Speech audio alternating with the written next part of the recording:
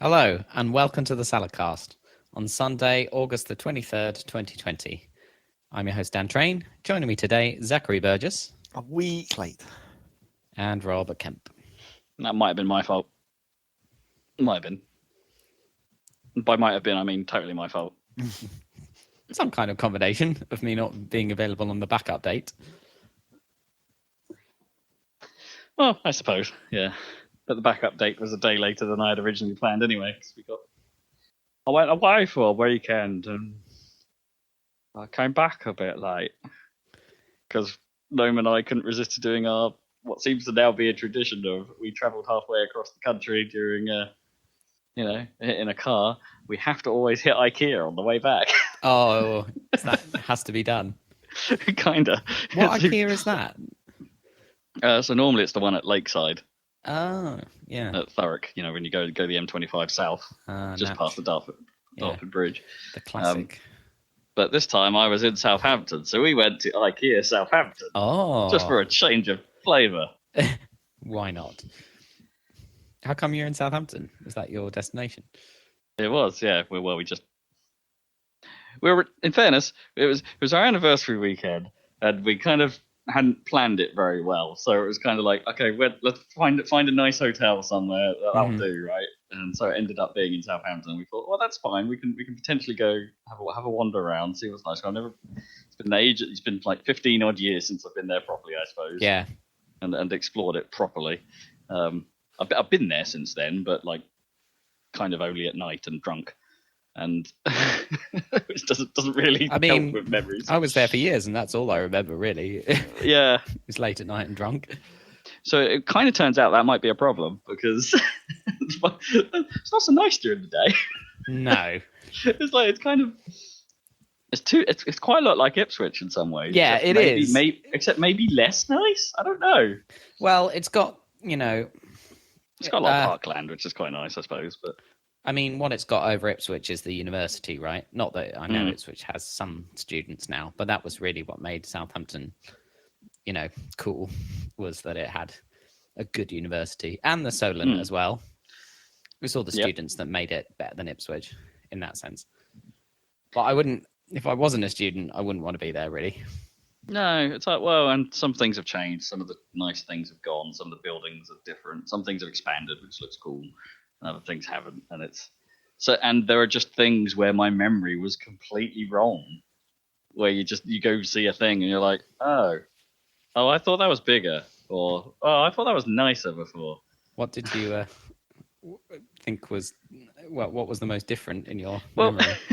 I don't know. I sort of remember there being sort of a thing about there's that hotel, the Grand Harbour, right? That's got like this big glass pyramid out the front.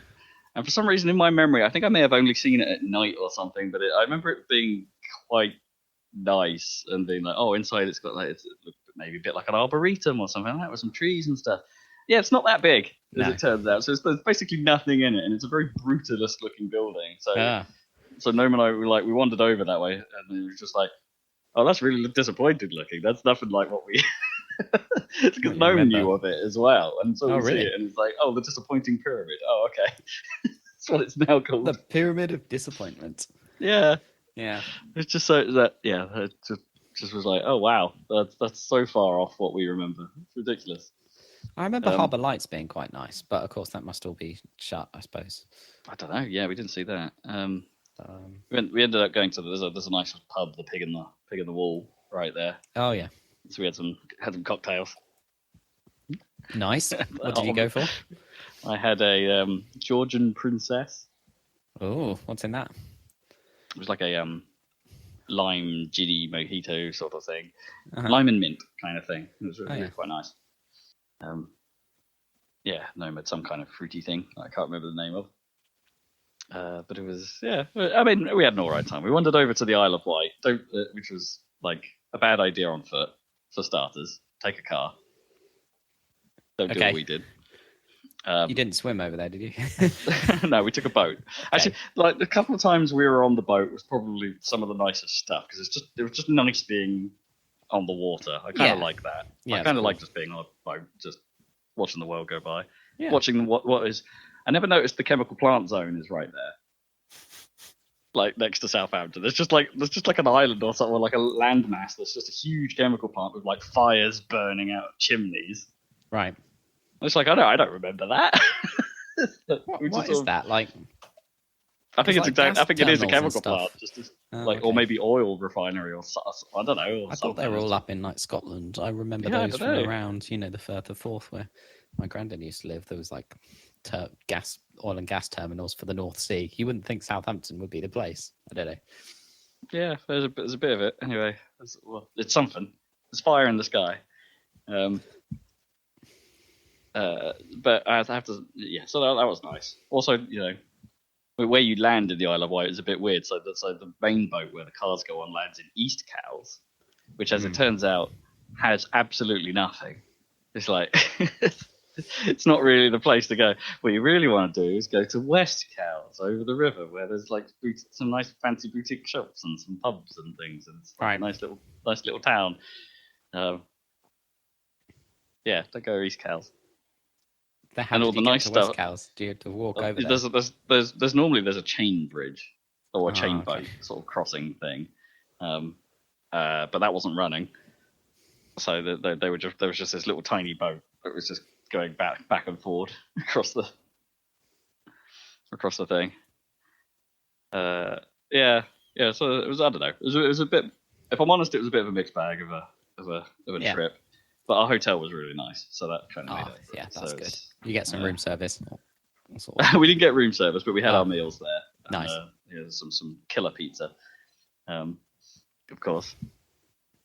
Naturally. And it had complimentary gin and sherry just right there. I'm like, don't mind if I do. Wow. We had to go buy some tonic because it's like, all right, we've got the gin, but we haven't got any tonic. All right, we'll better go get some. That's how they get you. Give you free gin, stiff you on the tonic.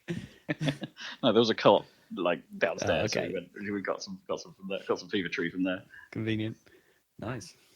But the hotel was really nice. Was it not the Grand? Don't get confused. It's not the Grand Harbour. It's just the Southampton Harbour Hotel. It's kind of shaped like a boat itself, which is kind of cool.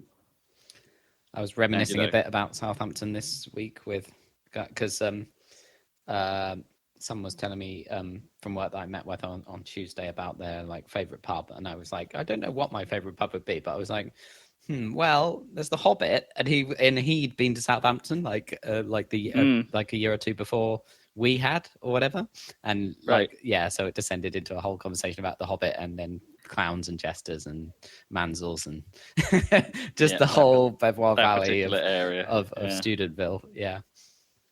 Hobbit is still pretty cool. Yeah. It's not my favorite. I don't know. I don't think I have a favorite pub, but like that is a standout pub. I don't think yeah. I don't know that I do. I'm not. I don't think I've ever been enough of a pub dweller, I suppose, to have a place. Have a usual. A local. Yeah. Yeah. I mean, I'd had them in Southampton, but it would probably be because it was like a crawl. You go to the Stag's Head and then you'd go walk down and you'd end up at the Hobbit, and then if you kept going you'd end up in town. Might pop in the dungeons for in the dinge vodka orange. Oh my god, that was horrible. I mean Jesters was terrible, but that was just as bad. The 50p snakebite nights, 50p vodka quad vods in the Jesters. Jesticles. Yeah. Horrible. But the walls are spiky for some reason. Yeah. Why would you do that? I don't know. You're leaning on them. No, they really don't. If you're too drunk to stand up, then you get spiked. Something. I think their staff were too drunk to clean the toilets. That was the problem with that place. It was gross. But 50p snake bites, so There was a lot of variety, I think, actually. I'd forgotten about the dungeon. That was another good one for, if you wanted the rock sock kind of vibe, you go to that one. Yeah. There were tons of them along that strip. I was reminded that where the Isle of...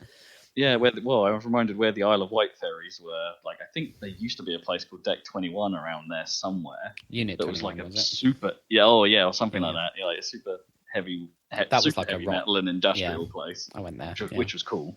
I also was reminded of the Orange Bar. Do you remember the Orange Bar? I think was that a cocktail place? No. Kinda. It was like a. I don't know. It had a jazz sort of look about it, but like whenever we were in there, they seemed to only be playing Portishead. Oh, okay, yeah, standard. But it was pretty cool. People from They had Bristol Goldschlager. moved over. Yeah, Pretty cool. Anyway, yeah, all that stuff. We didn't really do any of that because no. We weren't really there to do that sort of stuff. We didn't wander in West Quay, even though West Quay looks a lot bigger than it once did before. They've like added a restaurant stretch that I don't think was there before. Oh right, okay. And maybe a new cinema or something on all of that. I have no idea how old that is, but it's like I don't remember any of it. Yeah, that's why I was not here. Wifely duties. Duties fulfilled. Pizza eaten. Mm-hmm. What have you been up to, Zeg? Nothing. Got my car shit done. Oh yeah. Which I haven't had the actual bill yet, but it may be slightly more expensive this year because they may have finally fixed the fucking handbrake. Wow. Well, the trouble is they might not have actually fixed the problem it had, and they may have fixed a different problem, because the problem is it always gets stuck. Like, it's real sticky, especially if you've parked it on the hill for a while, maybe in the winter. It can get quite stuck. But what they fixed is basically retensioning it to make it work better.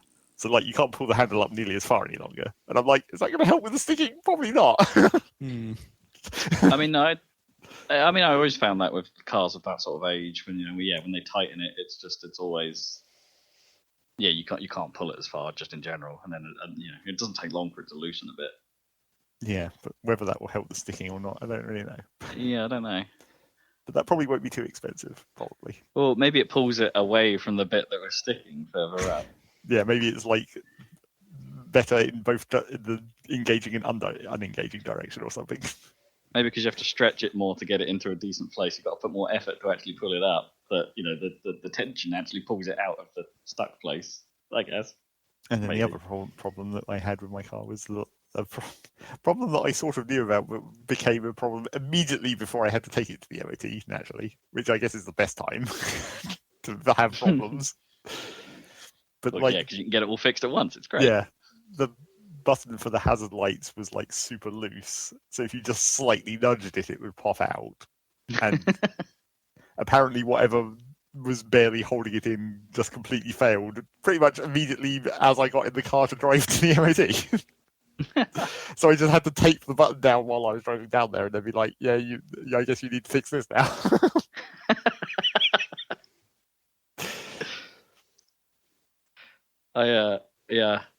See, I kind of, there's something about I prefer problems like that with cars, where there's something tangible. Whereas it's like my one at the moment has an issue that I'm going to have to get sorted, and I've already MOT'd my car a few weeks ago, which is frustrating. My car's got the tire deflation sensors, and they now constantly the warning came on last weekend on all that stuff, and it's like, oh god, better go see what this is about. Checked all the tires, they're fine. There is nothing wrong with my tires. There's nothing deflating. It's just some sort of sensor problem. So the light is permanently on now, saying your tires are buggered, and I'm like, no, they're not. Oh, that's annoying. So I've got to take it in to get that sorted. False positives on the dash. Yeah, false negatives, I guess, in this case. I mean, that's what I've always had that with my freaking airbags light, which is always on. But after I put that through MOT, they were like, "Yeah, we can't actually fix that, but it's not a failing fault, so you live with it." Just have a light. Just live with it. Oh, I've got a little bit of extra illumination on my dash. That's nice.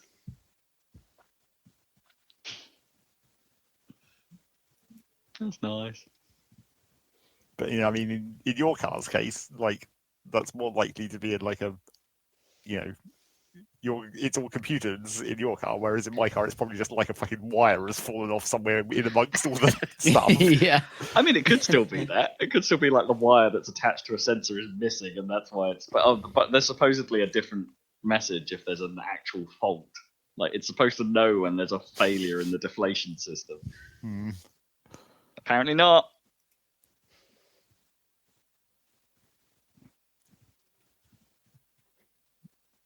Bet hope it doesn't have to be like replacing the actual sensors or something. No, I bet it will be, more because that'll be a expensive. pain in that'll be a pain in the ass, because I'll have to take the tires off and it'll probably be inside the hub somewhere. Yeah, I don't know. But it wouldn't be the most expensive job I've had to have done on that car, so that's fine. What's been the worst thing? Had to have the heating matrix replaced last year. I think I might have talked about it on this podcast, because I had to keep it went back like 3 or 4 times because they kept messing it up. It was really annoying. They flooded my car once, so that was fun. What, the engine or the whole car?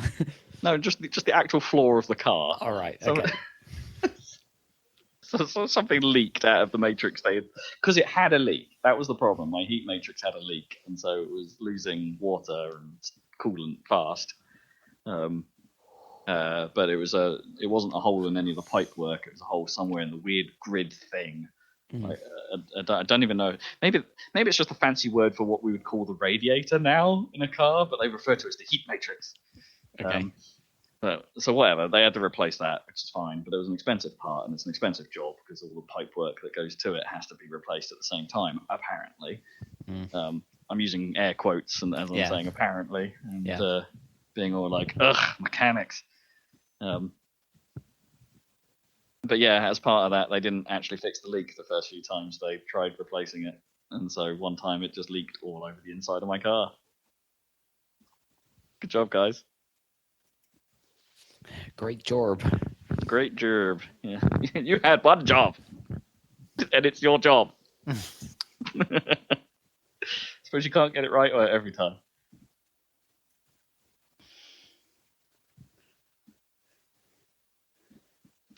Yeah, no, that's been what's going on. What's going on, Dan?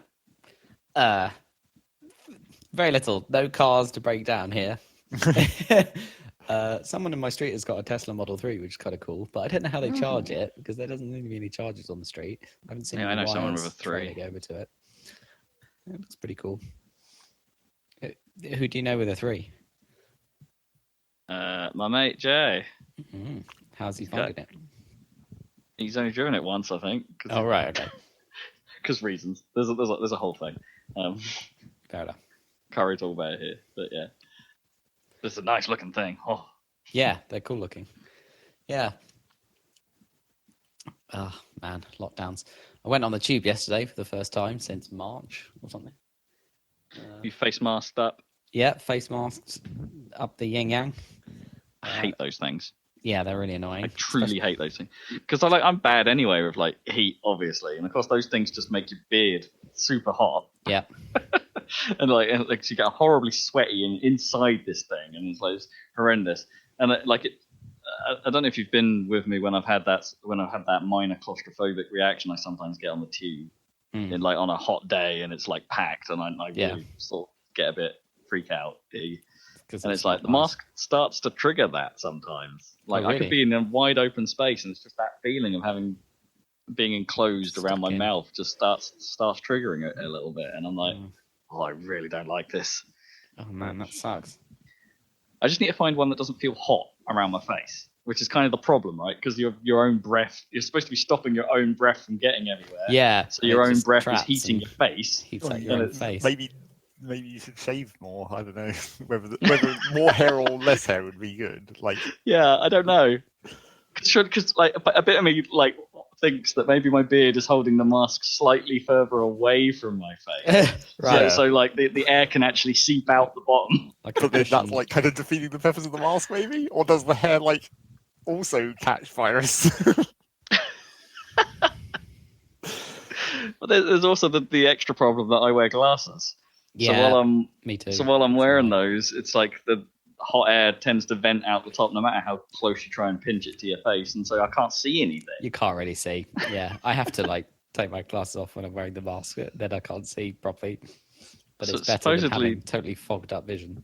Yeah, supposedly, if you plan ahead, you can do the scuba diver trick, right, and put some washing up liquid on your on your glasses, and they won't fog up.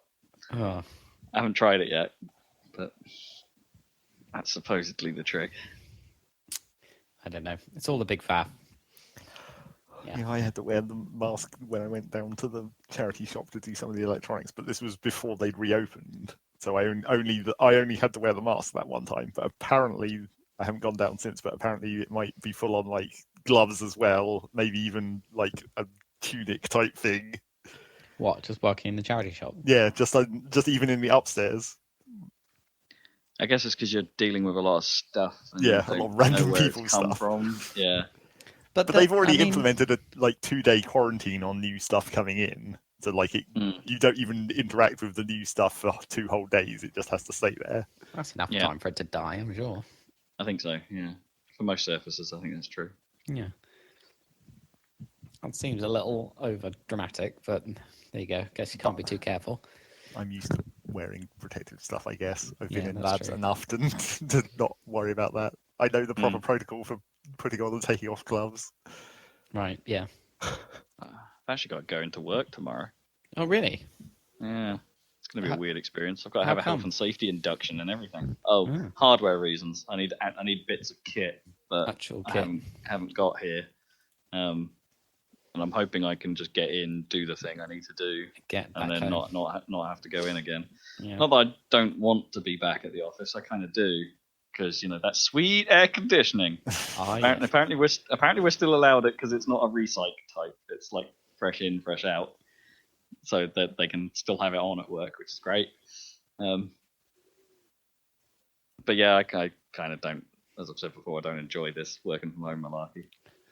And I've had some people like messaging me today going, "Oh man, this working from home stuff's great," and I'm like, "Try it for 5 years, it won't be." Yeah. Yeah, I think you've done your time really with remote working, to be honest. Yeah. I can't say I'm a fan. I've been doing it only 6 months. Or my office is a mess now as well. It's like not a disaster zone. I'm wondering whether this will be combined with climate change obviously happening will finally make the British buy air conditioning units for their homes. Yeah, maybe. Yeah, isn't the whole point more of climate change that we're going to actually get colder though? In theory. Well, yeah, but we've had like record highs, haven't we, for the past for 4 summers.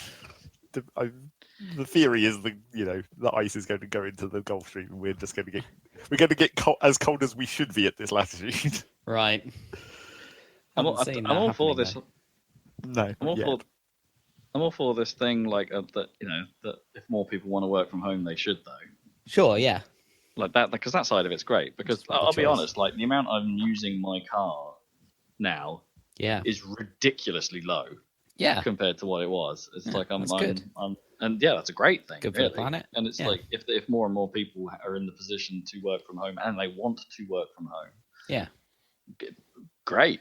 That's going to cut a hell of a lot of emissions down. Well, I mean, it is balanced by different electricity usage.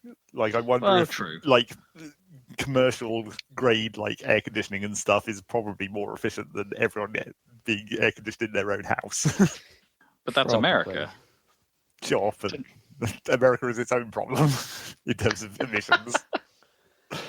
No, you should have just stopped there. America's its own problem. Well, yes, that also. Yeah, I mean, not everyone's going to suddenly get air conditioning in their home straight away, but I think it might happen more often. Yeah, maybe. Given the highs we've been having. I mean, it's been many years of people always saying that, and it's like, yeah, but it's only that hot for like 1 week a year. Even there's more of those little units you can get now. But I don't know if they're proper air conditioners really, but there's more of those that can be that are more readily available, I should say.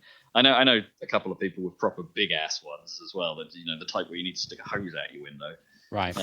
That's the only type. If it doesn't have a thing that goes out the window, it's not an air conditioner. I know, but I mean like a proper big ass hose, like when you've got like like how tumble dryers tend to have like this ginormous feckin' hose you have to put somewhere. Yeah, a bit like those. Big old units. Because my dad came home and said, like, he was talking about how grandma's got a new air conditioner, and it's like, it's clearly not an air conditioner. It's been just a big falsely fan. marketed as an air conditioner. Was it one of those weird ones you're supposed to like dampen a bit of fabric or something? Yes, that's a blows swamp air. cooler. That's not an air conditioner. Right. Yeah, I've seen a lot of those about. That's what everyone Would you gets call wrong. would you call it a swamp cooler? Yeah, that's what they're called.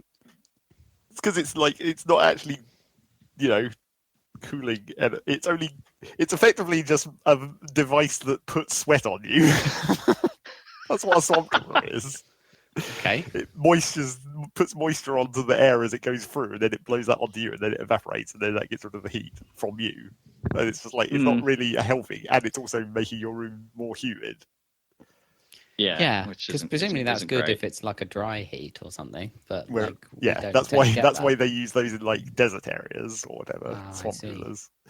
But then air conditioning actually takes the water out of the air as well as cooling it down. Yeah, it does. Yeah. Which I've discovered there's definitely a difference in fans you can get as well. Like there are certain fans that seem to have way more of a cooling effect than others, and I haven't quite figured out why. Because I bought several fans this year. Oh, really? Several more fans. Well, just little ones, just little desk fans, so I can have something like, so I don't have to move my giant ass Dyson around so much. I've got these little they're like bullets, I suppose, bullet fans. Just a cylinder, and they're super cheap. And they've basically got like PC fans in them. But those don't have they blow air about, but they don't have much of a cooling effect, which is weird. So I've got this other one that's more of a traditional fan, blade fan. That's a bit bigger, not made with computer fans. And for some reason, that thing has way more of a cooling effect than these bullet fans. I don't quite know why. And my Dyson has way more of a cooling effect, just with the air it kicks out as well. I don't quite know what the difference is. Like, it's clearly not power that's important. I mean, the Dyson might be doing it because it's got a filter and stuff, and I'm wondering if the filtration action is doing something to. I have no idea. Honestly, what I'm saying is I have no idea how this works. Yeah. Yeah, there must be multiple factors, right? I've got the Dyson little Pure Cool Me or whatever it's called, which has the purifier. That's the one on my desk. That seems to work for me. That's been helpful. I've had it on all day, quite a lot. Yeah, mine's getting some serious use at the moment. I have to remember to turn it off when I'm leaving the room, because it's like, that's probably just heating up the room when I'm not there to have the air blow on me. Yes. That is the other problem of just fans. It's like, they don't technically cool the room either. No. They actually heat the room up.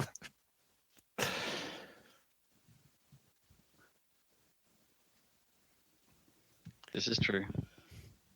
It's very noticeable on my fan if you leave it on the highest setting for a long time. Like, you can actually physically, if you put your hand near the back, you're like, that is very hot. Do you still have a tower fan, Zach? No, I just have this little circular. It's like a traditional stand fan, except it's on like more like a U bend bit of metal, so it just angles only vertically rather than turning. But I just have it sitting on my windowsill directly next to me with the open window behind it. So that's good. That's a good idea. Yeah. Just sort of encourage when there's no wind. Yeah, and on some occasions when, like during the morning, when the inside of the house is cooler, you turn it around and blow the heat out. Convenient. Does that actually work? Well, I mean, if the outside is hotter than the inside, then you might as well just continue to blow the small amounts of extra heat outwards. That has happened occasionally. Although the problem with my bedroom is I have very thick curtains, so during the night, even with the windows open behind the curtains, it still gets very hot. That's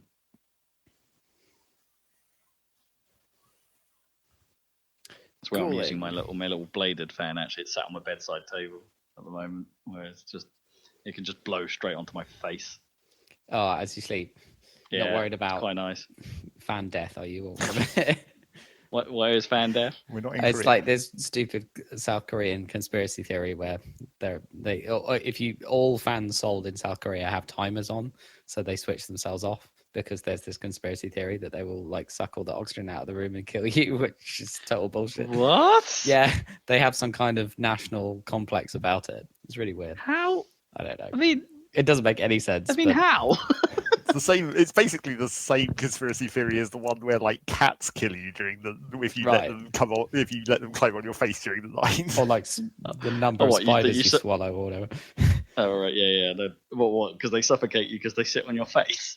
Cats. Yeah, I don't know if it's because they sit on yours or it's like something to do with cats breathing in the vicinity of your face in the same way as a fan would blow air away from your face. So what? You and the cat are sharing this small pool of air, and Yeah. you're eventually suffocating each other.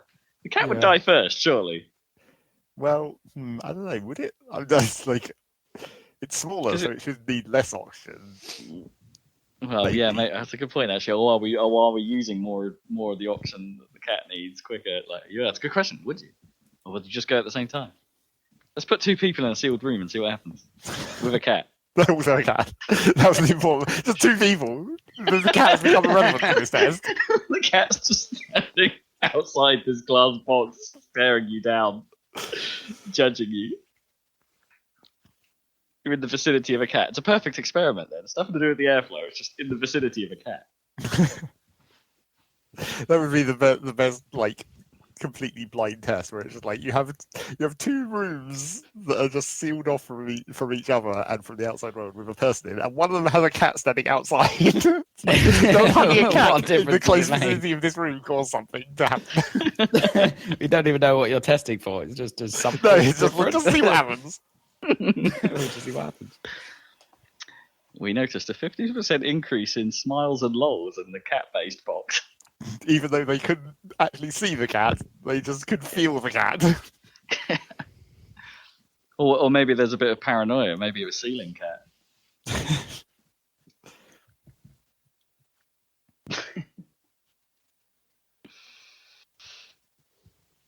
Is it time for news?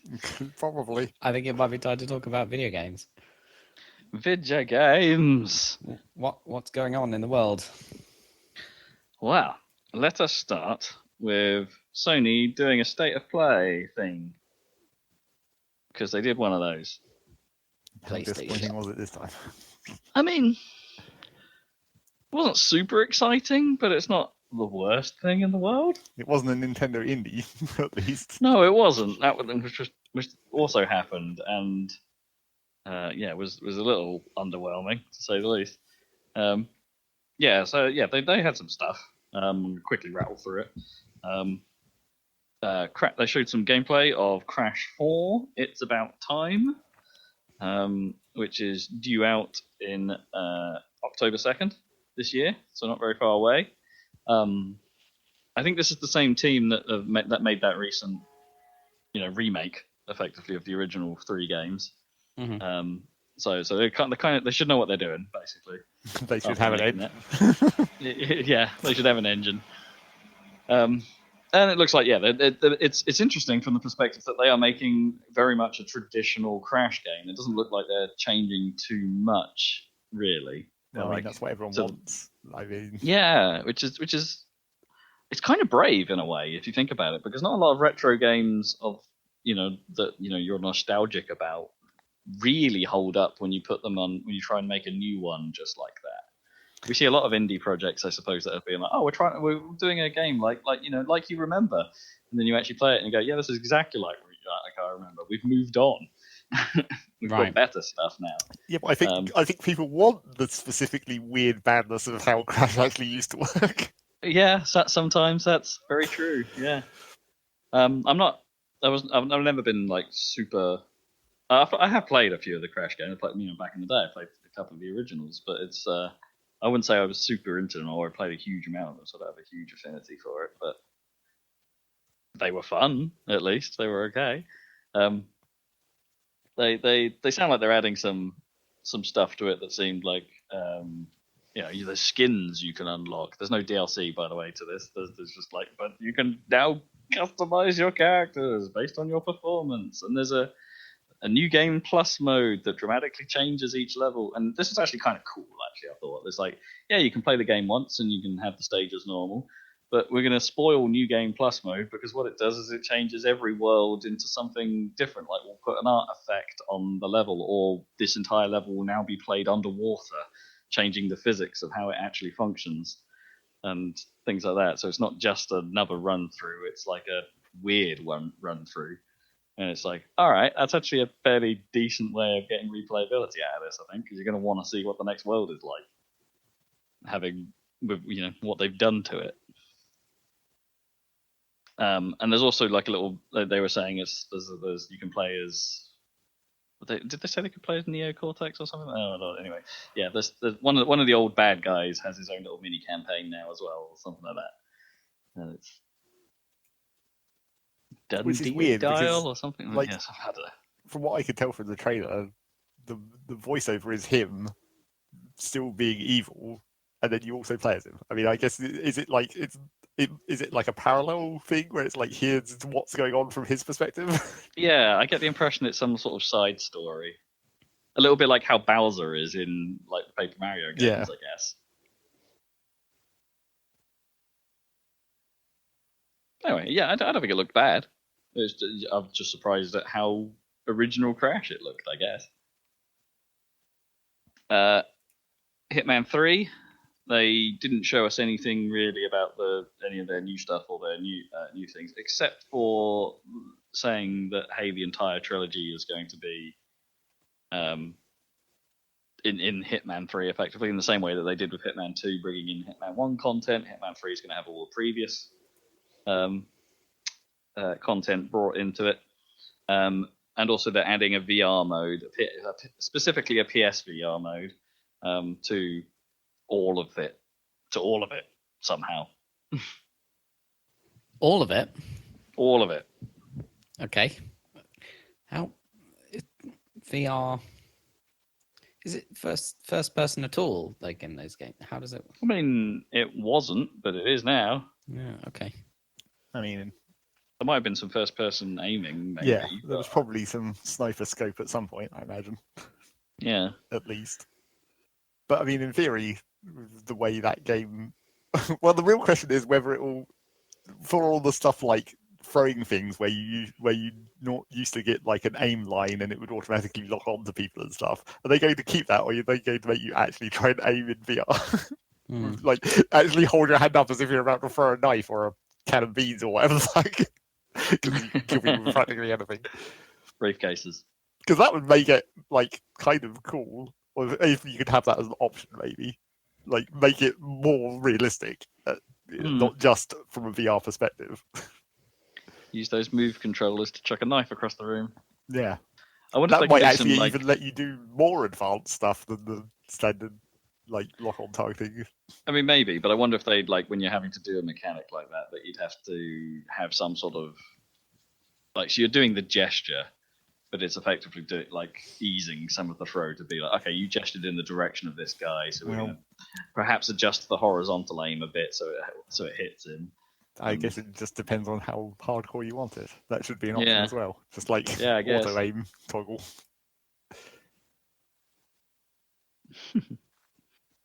Yeah, I want to see what that is, even if I'm not a huge Hitman. I'm not too interested in playing those games, but they are pretty funny. Be interesting to see what comes out of it. Braid, that thing, Soldier Boy's favorite. It's getting a anniversary edition, which is basically an up-res. It's the same game, but it's getting the 4K treatment with completely new drawn art. Well, in the same style, I presume. In the same style, but it's completely redone. Okay. There's some areas that do look a tiny bit different. There's some more there's a more dynamic look to some of the art, like it's being constantly painted over sort of effect. So live art.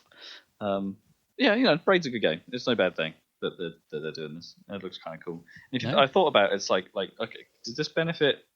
Like, is this of interest to people without 4K? Like, is there any reason for this particularly? And I'm like, well, yeah, actually, yeah, because I think the original was designed for 720. right? Because it's one of the early Xbox arcade games and stuff like that. So it's like, this probably wasn't designed or probably wasn't originally created with very high res art by today's standards. They probably did need to go and redo it all. Yeah. I mean, it was nice looking, 2D art for the time, but yeah. But if you blow it up now, it's probably going to look a bit fuzzy, just because of, well, not just because of how it was made, because that's the primary problem, but they probably don't have that art in high enough detail for it. Yeah, interesting. Cool that they're doing it though. We got a bit of a longer look at the Pathless, which we've seen before, which is I don't know. It's really I have a hard time describing this. So you're a ninja-y type person, an archer, that can shoot your arrows at these red sort of I guess they're talismans. They're more like sort of like the lucky charm things you get in a lot of Japanese culture, sort of little red hanging things. But these just seem to be hanging randomly about the environment. But every time you shoot those, you build up a dash meter, and that's your primary way of getting about, because the area looks pretty large, and so you need your dash meter in order to traverse it quickly. So you're like sliding along the ground, aiming up your shot on the next one, shooting the thing to build more dash to keep running. So like traversing the environment is kind of an active experience. You're not just running around it. You're having to shoot and do things as to get around, which looks kind of cool. You've got an eagle friend that you can power up and pet and clean and all that kind of stuff. So that will help you get about certain places a bit easier. They made a bit of a deal that the game has no map. So if you want to go places, you've got to get up somewhere high, scope out where you're going to go, and then go there yourself. You've got to do it through line of sight, which I think is kind of cool. Until I get lost, I'm sure. Then I think it's very not cool. Yeah, and there's environmental puzzles to solve. There's some big creatures. I've got a little bit of a Shadow of the Colossus vibe from it, in that it seems like the area has been taken over by a number of large creatures, and the idea is you have to take them down in order to restore life to this part of the world. Yeah, it looks all right. Out this year.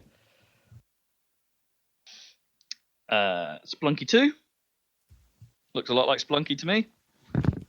Is that similarly like we need 4K assets for this game, so let's call it Splunky 2? I don't even know, really. It just looks exactly like Spelunky to me, except I guess I've never really paid too much attention to the original either, but that game looks hella fast. Yeah, it is. It's also like, I guess the main reason to make a Spelunky 2 is the original was also like hella tiny. It really only had like a very limited tile set. I mean, there was 4 or 5 levels, and then each of those levels was made of these like tiles, and there probably was only like, I don't know, 16 different tiles, and you see like 9 at a time or whatever. It was a really small game that was, not complicated either. You could get through it.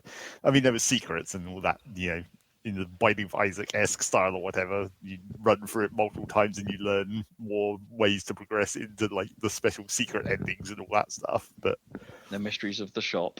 Yeah, it definitely wasn't the shortcuts and all that. Definitely wasn't a big game. So I mean, I can see why they'd make it to at this point. Right. Yeah. I don't know if you could. Yeah, but did you see that, Zach? Did you see anything that was? I mean, there must be a ton of new stuff, right? But it's just hard for me to tell. I mean, the graphical style is clearly based on the newer version, not the original. Because the original wasn't. It wasn't. I don't think it was a Flash game, but it might as well have been. Like a Newgrounds project or something. Yeah, I don't think it actually was. I think it was like a little mini standalone program at one point, but then they made that version for, I guess, the 360 was where that graphical style came in. Right. Oh, right. Okay. But yeah, it seems like similar to that, but it's higher res, I guess, and more stuff. So I'm sure everyone will still be enthusiastic, but it remains to be seen how much more stuff. How big is it this time? I mean, and how that's expensive is it for that price, that amount of content, I guess. That's always going to be. That's always the trick with a roguelite, and like with a roguelike or roguelite in general. It's just like, okay, how much can happen to me? Yeah. How varied is this experience? Because really, if you're talking about it in the like roguelite kind of way, the problem with Spelunky is it had a very limited kind of optimal set of stuff that you wanted. Like it was only really like you wanted the shotgun and the rocket and the jetpack, and there wasn't really like other options. You couldn't like make different successful builds very easily. So it like kind of limited its replayability in that aspect. It's not like Isaac where there's a goddamn million items, but you can make them work if you know how they combine together. It was much more, you were just hoping to get lucky and get the good stuff. The thing isn't Isaac mostly like you don't really know what you're getting until you pick it up, though. Well, or I mean, can some of it you can tell before you pick it up? If you know what the icon is more, Isaac is more a matter of like learning, either by just reading the wiki for a long time, or just looking it up on the wiki as you go, or just playing it enough to like remember everything. But once you know what is what, you can be like, oh, I don't want that. That's not going to work for me. So that's the problem with Isaac's system, I guess. It's a lot of either knowledge retention or just looking up knowledge. Whereas if you go to like Gungeon or whatever, you just pick up everything because it doesn't matter, because the guns you just keep, and if you get a passive item you don't want, you can just drop it.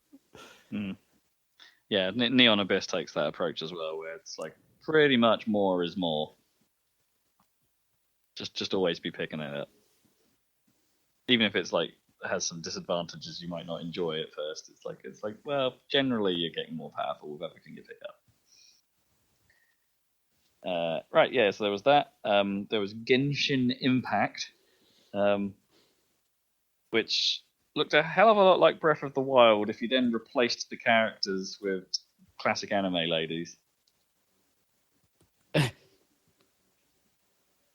It's like, Link's too much of a normal-looking character for me. I need more anime in this. Right. It's like, well, there you go. Here's that game. If you want to take Hyperdimension Neptunia and throw some Breath of the Wild on it, here's what you get. Blow up those anime eyes. Make them as big as possible. Make them big. I don't mean that in a negative way. The game actually looks kind of good, oddly. I mean, we haven't quite got through the phase of Breath of the Wild knockoffs just yet. No, I mean we had There's been several. Was it the Wholesome Direct, or one of those indie directs we had a few weeks ago, where there sounded like that there was another couple in that vein coming from indie developers as well? And there's that Ubisoft game that looks like it probably might be their attempt. Right, yeah, the sort of fantasy Gods and Monsters or whatever it was called. Something like that, yeah. That might be it. Yeah, so there's that. We've got to look at something called Eon Must Die. Eon or Aeon, that awkward AE spelling. That has a killer art style. Has to be said, like really sort of nice looking, cartoony, dark cartoon kind of thing. But I'm not quite sure what the game is. It looks a bit like a beat 'em up, I think. Like a standard like brawler, I guess, but like I don't know. It's hard to tell. But man, some good art. Looks funky. Want to see what that actually is. We've got a slightly longer look at Anno Mutation M, which is something I picked out a few weeks ago from some other, might have been a Nintendo thing, but it was only shown in a montage, so we only got a few seconds look at it, and I thought, oh, that's an interesting looking game. Slightly less interesting looking now. I think now I've seen a bit more of it. It didn't seem quite so refined. Looked a bit ropey, I guess, around the edges, but I don't know. We'll see. Who knows? It's one of those where you can't tell till you get your hands on it type things. But out this year, December, we got to look at Bug Snacks, like a bit more actual gameplay. I think this time, where you appear to be a journalist thrown onto this bizarre island of people who eat bugs that are actually foods, but then the process of eating these bug snacks turns you into the food they represent. that's their premise. But the gameplay from this only seemed to be like, oh, I need a favor. Can you do this thing for me? You go do the thing. So I don't know. It's hard to judge from that. It's like, well, okay, your world is weird. Your song is on Spotify. Is the actual gameplay loop itself going to be interesting? Because your world is clearly mad enough. But what am I actually doing here? And I think that may have come out off as a little bit of a disappointment so far. But hey, Bugsnax. Also, I'm not kidding. That song's just on Spotify. You can go listen to it. Really? Yeah, the Bugsnax theme.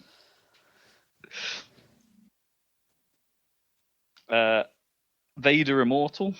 It's a VR experience that is out now, I believe. Oh no, 2 days time. 2 days time. Vader, as in Darth Vader. As in Darth Vader. Yep. Did they already do at least one other VR experience that was all about Darth Vader? I think they have. Yep. He's definitely not immortal. I'm pretty sure he died in that last one. Yeah, I've got no idea what this is. It just looked like you doing some lightsaber ass shit. Right. Now, Zach had some news for me about this next one because I apparently missed this. But they showed some stuff about the expansion, the next expansion for Control, simply called Awe. And I couldn't really, from that trailer, you know, all I could really take away from it is that, yeah, that looks like more content for Control. Well, the problem about that was less about the expansion and more about the Ultimate Edition and relatedly the upgrade path.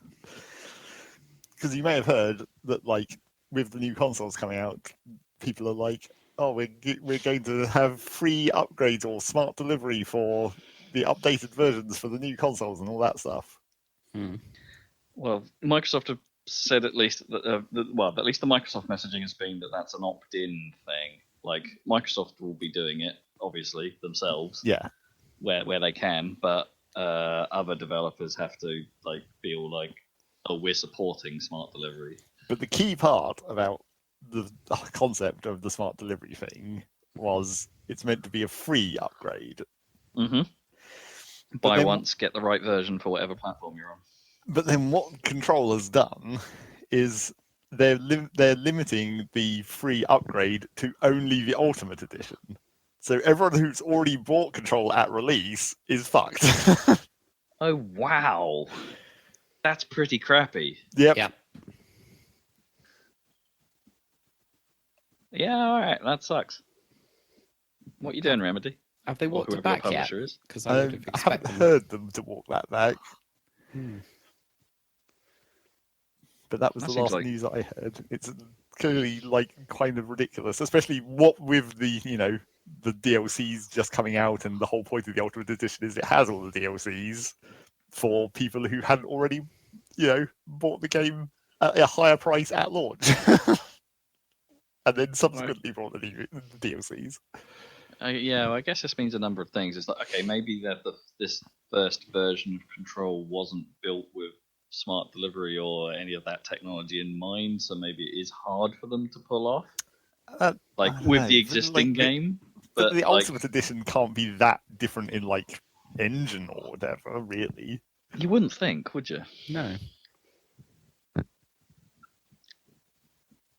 Or, I don't know exactly about the mechanics of smart delivery, but a bit of me thinks it's like, well, in the worst case scenario, surely you can just deliver an entirely different version of the game if you have to. Yeah. I don't know, it seems weird, and who knows whether that will actually, you know, whether they'll commit to that for real, because this is still quite an early. I mean, the new consoles aren't out yet, so no. But I guess it's still not actually technically happening. I guess this is confirmation that Control's getting a proper Series X and PS5 release. Then I guess. I mean, if they're still releasing DLC, they've still got time to make money off it, I guess, as the new consoles come out. I guess it's not that difficult for them to make a Series X or PS5 version, right? Because what the obvious thing they'd add is the PC ray tracing, right? Yeah, I guess.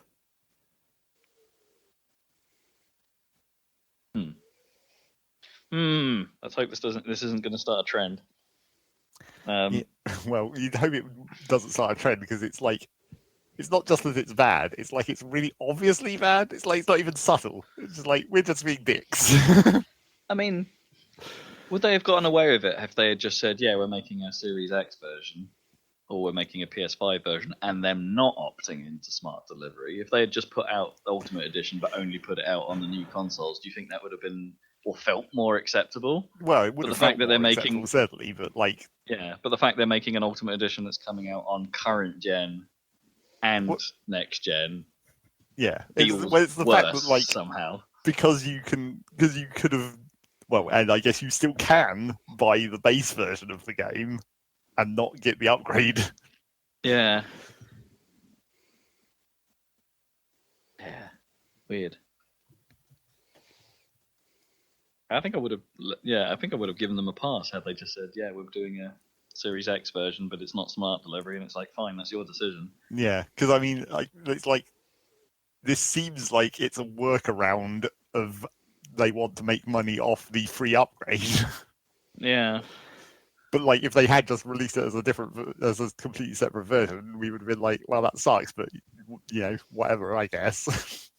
Rather than this weird hack that they're trying to do. it's kind of weird in the Xbox domain anyway, right? Because Control will run on the Series X. The existing Control will run on the Series X because of the full backwards compatibility. There's no guarantee of that on the PlayStation side. Yeah. But yeah, they're in a really weird place with this. That's all right. Dodgy Remedy or whoever's publishing the game, whoever's choice this was. Yeah. Auto Chess is coming to PS4. Woo. The What's Pedestrian. Auto Chess. Yeah. Which version of Auto Chess? The one that's just called Auto Chess. Oh, okay. That doesn't help. I think it's the one that the original creators of the Dota mod that blew up. I think it's the one they went off and then made. Okay. Right. But obviously they couldn't do it with any of the Dota stuff that they were using for their original mod. Because we got Dota Underlords was the official version that wasn't made by the original team. And then you've got the League of Legends version as well. Oh, yeah, which I forget what that's called. But yeah. Oh, Team Force Tactics, I think. Yeah. I can't say that I understand auto chess. No. So I can't really describe it to you. Fair enough. The Pedestrian, a platform puzzle game that takes place on signage about the world. It's been out for a while. Has it been out for a while? Yeah, on Steam. Is it? Oh, on Steam. Okay, right. Okay, I did not know. Somewhere else, I think. Well, that's coming to PlayStation as well. Then we got a trailer for something called Hood Outlaws and Legends. That's Hood as in Robin Hood, kind of. Well, that's my guess anyway. I assume it's based around that mythology, like a medieval thingy. Yeah, but it looks like it's like a squad multiplayer game of some sorts where you're bringing a team into a world and you've got to try and get a treasure, but there's another team trying to stop you or something like that. It wasn't hugely clear what it was from the trailer alone.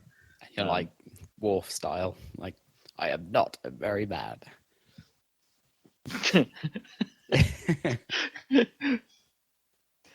Yeah, let's go with that. Yeah. 2021 PS5 game. Temtem Humble Bundles Pokemon MMO is Pokemon-like MMO is coming at PS5 in 2021 as well. And then we got their sort of like their final feature, which was an in-depth dive into Godfall.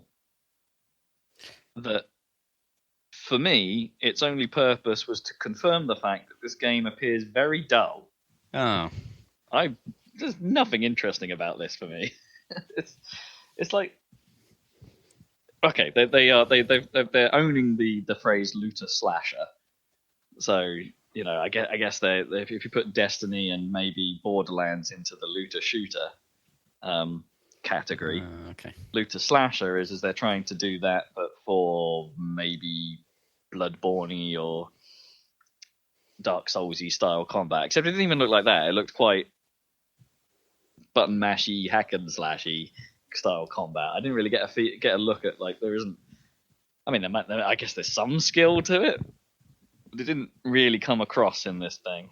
And I don't know when they said oh, here's some interesting enemies, or here's a boss fight where the sound clearly isn't finished, because nothing really made noise. It was really strange. And here's this interesting fantasy world, and I'm like, well, it's fantasy. It looks like a fantasy world. It doesn't look like a totally original. I don't know. It's just everything about this just doesn't is quite underwhelming. There's nothing in it that just sort of says, "Oh, cool." It's like microtransactions.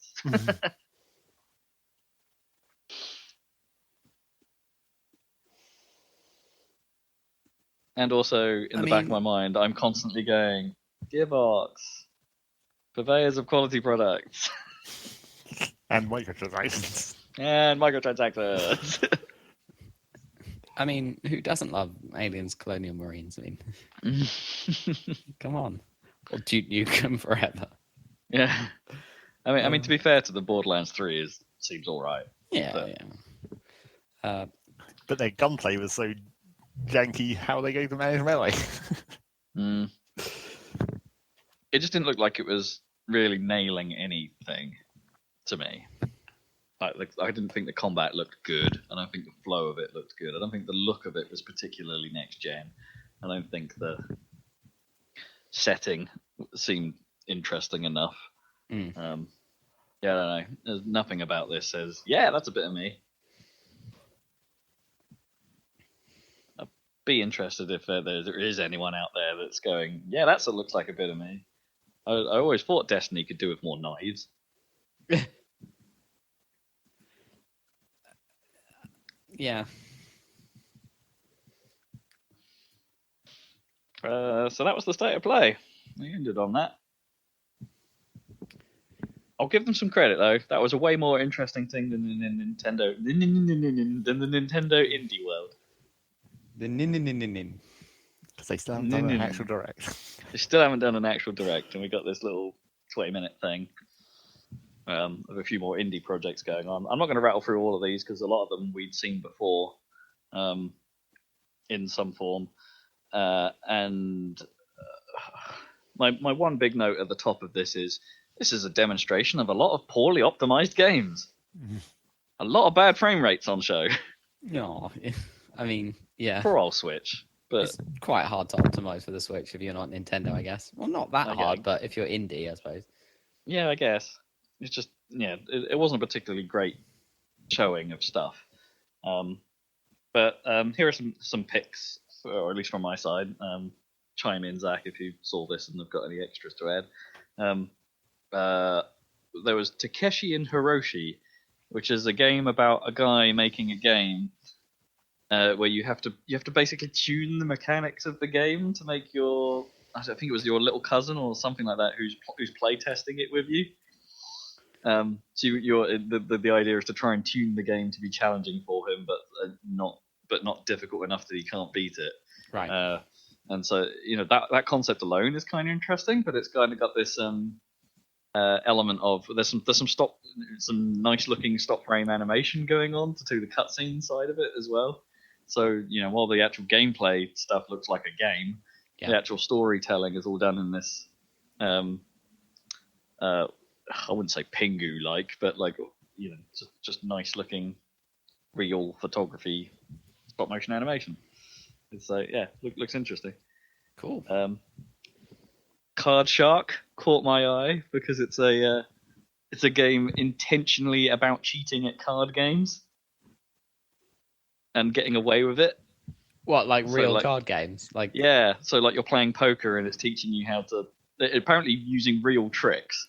Like real cheating tricks to be like, okay, now you can hide this card up your sleeve or under your hand, and it's about doing the sleight of hand at the right time and in the right way, and and things can go bad at the table. Apparently, if you're caught cheating, they show some scenes where people get shot, but it's all done in this like cartoon art style, and it's like, I don't know. This actually looks pretty cool. Yeah, that sounds awesome. Card Sharp. Card Yeah. Shark. Oh, Shark. Okay. Okay. Apparently that's a like a mishearing of Card Sharp. Apparently. What, Card Shark? Wasn't Yeah. supposed to be Card Shark. No, it's meant to be Card Sharp. And Oh, really? yeah. I see. I hadn't heard of Card Sharp. Yeah, that's the old-fashioned term. Huh. Is that why we now end up with things like Shark Tank and stuff like that? I don't think that's got to do with cards, does it? I mean, What is Shark Like, Tank's but if the you're like a US version of but if you're like a Dragon's Den, isn't it? shark, yeah. But I know. I wonder if Card Shark is Yeah. the start of why people started calling people who are like ruthless businessmen Sharks. Well, it's a fairly a bit of a obvious leap, analogy, isn't it? but- Yeah. But maybe. Shark Tank. Cool. Dragons. Evergate caught my eye at first because it looked like they're going for some of the. It's got the some of the aesthetic, I think, of Ori and Will of the Wisps going on. Not nearly as AAA as that. Let me caveat that slightly. It's not that. But it's a puzzle platformer, sort of with that vibe, and that you're a spirit in the spirit world. Yeah, you're quite small on the screen doing some platforming challenges. And it's like, oh, all right, okay, I see you're cribbing from it a little bit, but your mechanics are different, and your art style is obviously different because you can't, it'd be a hard task for anyone to match up to Moon Studios' level of art. But yeah, so I still looked all right. And of course, I can't get past this without saying, hey, that Goose Game is getting co-op mode. Oh yeah. Which I don't think is I don't think it's any different from the main solo mode. It's just really? that you can do it with two people. But nothing they showed looked like, oh, I don't remember that happening. It's It not was like a like- new Portal 2 style campaign. I don't think so. That'd think be it's awesome. Just the same campaign, just now you can play it 2-player. Oh, okay. I guess that would be like making a whole new game, but even so, that would be awesome. It would be, of course it would be. I imagine that makes some of the challenges or some of your to-do list a bit easier, actually. Oh yeah, you can distract people. Yeah. Yeah. But you got more time to do some of the things you need to do. But I imagine that'll be the problem with Goose Game is it's about discovering the mischief you can get up to. Yeah. So if you've already played it, I don't think this is going to be a big draw. But No. Still. Cool though. in other news, Another news. that Stanley Parable remake or anniversary edition, whatever its actual title is, Ultimate bonkers Deluxe. title. Ultimate Deluxe, yeah, that's been delayed. Out of this year, was it delayed? Next year, yeah. Death Loop. That is it a Ubisoft game? Yeah, I think it's a Ubisoft game. Made by Arcane Studios. That's being delayed out of this year, so it's no longer a PS5 launch title. So the Xbox loses Halo, PlayStation loses Death Loop. I don't think we've actually said that Halo has been delayed on the podcast. Have we talked? No, I guess we haven't talked. Oh, about didn't we? Did we not talk about that last time? No, because last time was so long ago. Oh God. Oh well, let's talk about that then. Jeez. that. The big news then. Oh, which we Yeah. missed. Okay. I mean, yeah, That's a big deal. that's a massive, massive deal. I yeah, it was funny watching Jeff Gersman get the news live on air or whatever and being like, what the fuck? That's pretty funny. Because it's huge, isn't it? Like, I mean, it makes sense for Halo, the game, but like for the console, it's like, oh boy, PlayStation are stealing a march yet again. They were kind of hanging on that. It's a bad scene for the launch, isn't it? Because Yeah, very bad. to be honest, I don't I don't think either platform sounds like it's going to have a strong launch lineup. No. To be honest. Like, I mean, that seems to be a thing of a past. Like, when was there a last like killer app on launch? That doesn't seem to happen these days. Just Breath of the Wild. Breath of the Wild. Yeah, fair enough. Well, I mean, PlayStation had some visual treats, right? It had that infamous Second Sun, was it, or First Light, or something? It had had an infamous game that had a lot of particle effects. Anyway, that was just like, hey, this isn't a full title, but we did the pretties. It had that what's it called?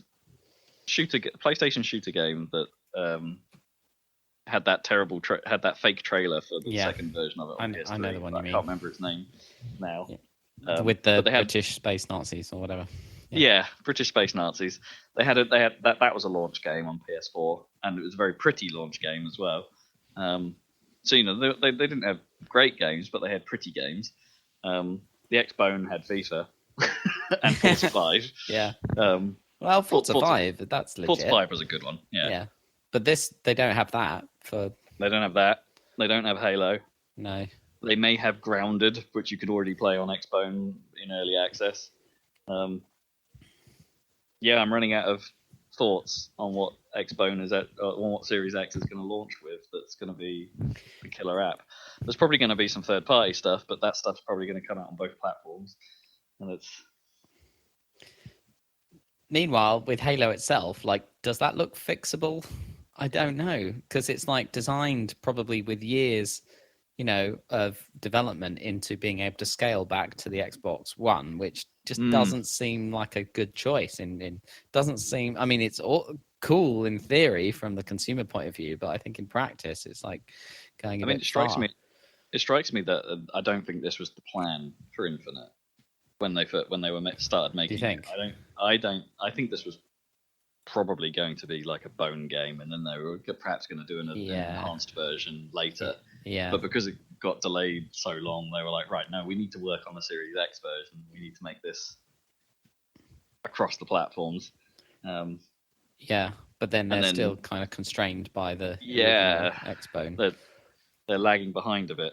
I mean, the good news is it's like the delay is possibly the right choice in some respects because it looks like definitely it didn't look like the Series X version had, as you said, as we said before with last week when we saw the trailer, it didn't look like it was particularly next gen. There were problems with some of the gun models. There were problems with some of the lighting choices. There were problems with some of the effects. A lot of pop-in in spots. A lot of really noticeable pop-in. Some lighting movements that you could notice were done in steps. A hitch at a couple of points. Yeah. It wasn't a perfect demo, and it just didn't wow you with the look. And that zoom in of the bad guy vanished at the end was an appalling choice. Yeah, because it just didn't look good. And also, it's like, well, you completely failed to make me care about this character as well, which was the idea, I guess, at the end of that trailer. Yeah, perhaps you should have just had a little bit of Cortana voiceover or something, and it would have been better. Well, that guy might be marginally more understandable as an enemy than the dude from Halo 4, at least. The Didact or whatever. God, coming out of nowhere. I mean, they haven't done all that well. The 343, have they? I mean, Halo 5 is in terms of its multiplayer, Halo 5 is a fantastic game. Yeah. I really enjoyed Halo 5's multiplayer experience. Although it's pretty controversial still. I wonder if they're going to delay the free multiplayer, because that was the other thing about Halo, wasn't it? The multiplayer was going to be free and separate. I think they'd already said that the multiplayer was going to come later anyway. That I don't think it was going to make launch. The multiplayer side wasn't going to make launch anyway. So maybe it now is going to be at the game's launch. It'd be weird if they inverted it and made the multiplayer come out. The multiplayer comes out first. Well, maybe that now that's the position they're in. Maybe they're like, oh crap, maybe we need to put the multiplayer out in some kind of beta form for a while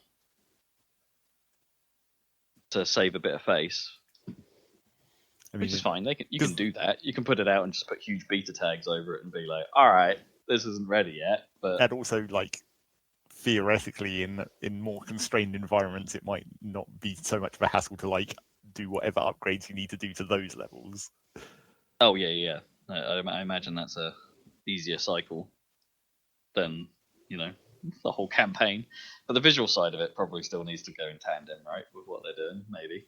Yeah, probably. Or the engine. Or maybe the separate nature means they can do it separately and just hit it in bits and bobs as they go. I don't know.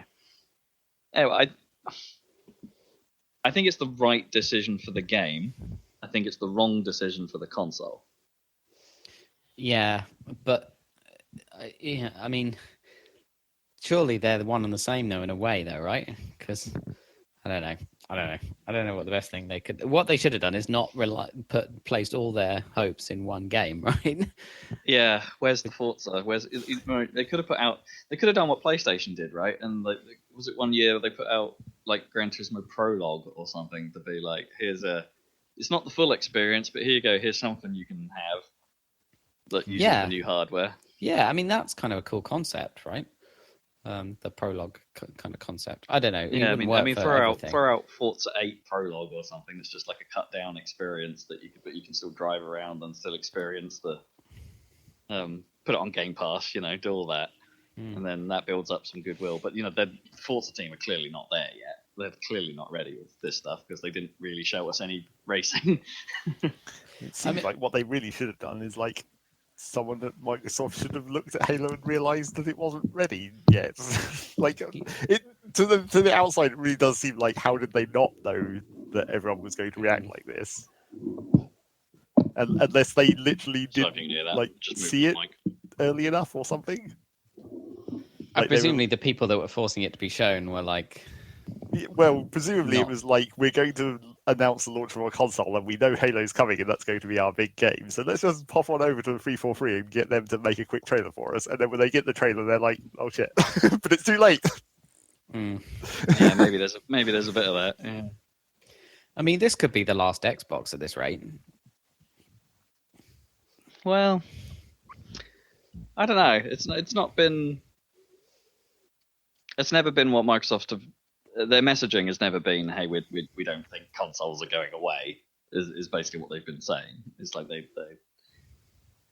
like we may have these like streaming services now, but Phil Spencer has always been. He's always said it's like there's a place for the home console. Yeah, I mean there definitely is. I think. And I guess he would say that with 2 new consoles coming out. Yeah. I mean, this is the other part of this that I think like messes up Xbox's game plan a little bit is the continued leaks of the Series S. Right, which everyone knows is coming. The half-sized, cut-down version of the console, which probably isn't going to be as powerful as the X, because that's kind of a big deal as well, because that means developers can't necessarily target the higher spec. Yeah, exactly. So are they just constantly hamstringing themselves by worrying about price points here? It seems and it's that like way. surely they don't need the Series S. This is the bit I don't understand. They don't need the Series S because in their cross-gen world of magic, surely the Xbox One X is the thing that they'd want to keep about. The thing that's already pretty high-powered, but not as powerful as Series X. Yeah. Make that the budget machine. Or yeah, I don't know. I'm a bit confused. I'm a bit lost in their strategy at the moment. I mean, maybe they just think it was doing it that way would have been too much like market confusion, where it's like, oh, this is the old console. I don't want the old console. I want the new console. But what if you had a less powerful version of the new console to replace the old console? I mean, they might be desperately trying to avoid the Don Matrick effect, right? Where it's like, yeah, we've got a product for that. It's called Xbox 360. Well, yeah, maybe. But again, if their intention is to avoid market confusion, then their naming scheme has never helped them. Nope. No. PlayStation's got that pretty sorted, right?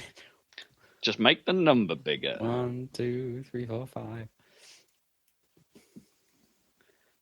Yeah, man, I don't know. It's messy. But then, what's PlayStation got that I'm really going to be interested in at launch? Other than Miles Morales, not a lot.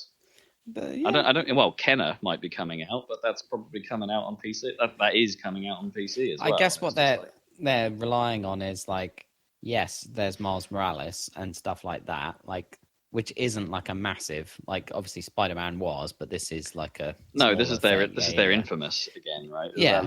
A smaller title, which is kind of like what you're talking about having a like a prologue or whatever in a way. It's that kind of thing, which is kind of right. Fine. So a mix of that. I don't think it's a bad move. Plus patches for like Last of Us Part 2, right? Where that runs in 4K I 60 guess. or whatever. So that's the combination on launch because they don't have the titles. Like they don't have God of War 2. So that's what they do. Sure, and we know Microsoft are already going to be doing that as well because they've been doing it already because of One X. Yeah. And we know Gears 5, for instance, is getting a Series X upgrade. Yeah. That's pretty much already ready to go. That was finished months ago. Oh, and the other one is Cyberpunk, right? So the Last of Us Part 2 plus Cyberpunk on at with much higher performance at launch is quite good, even though there's no new actual games for the console. No. Yeah, but Cyberpunk doesn't. Well, that's going to be on PlayStation as well, right? So there's no differentiator there either. No, it's just a patch, right? It'll just run better, right? Presumably, yeah. But also PC version, Yeah. Well, exactly. I mean, you can something about Cyberpunk strikes me as a PC game anyway. Oh yeah, totally. I mean, but that's the thing about Xbox, isn't it? Their policy means that you can play all their games on PC anyway. So why buy a Series X? Well, it depends. So, because they're a third party, CD Projekt Red have to opt in to play anywhere. Yeah. In order for that to be a thing. Yeah, but they're just straight up a Steam game though, right? But I mean, like the exclusive games on the Xbox, you should be able to play on a PC, right? Is that right? Yeah, that Microsoft have said that all their first party games are going to be on both Xbox and PC. So that means if you're worried about playing Forza 7 in a couple of years, then if you've got a PC, which you probably bought to play Flight Simulator, you're probably okay. You're probably okay with that Xbox. Series X Flight Simulator. Here we go. Oh yeah, that's true.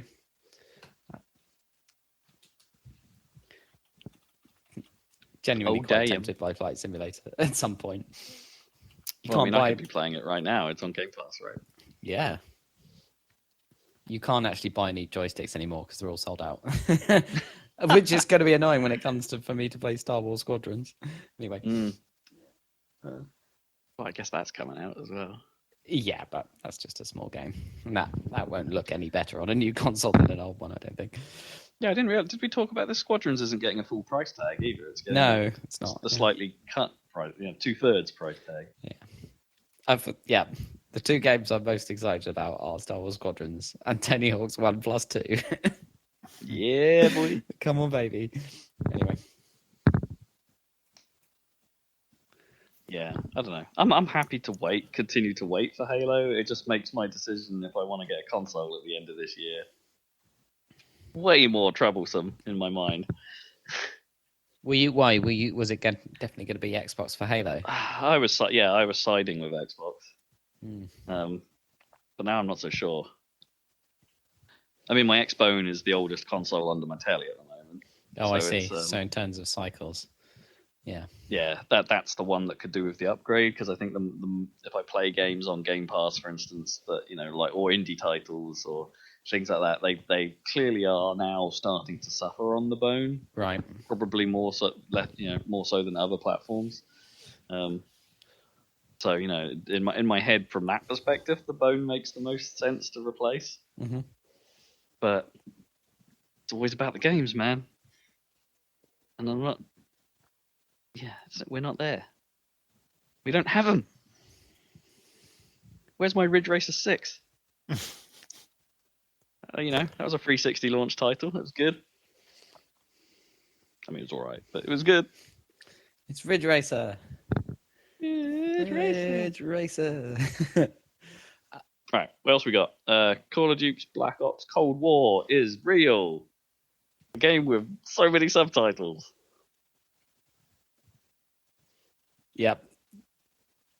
It's official. It's official. Have you seen the trailer or something?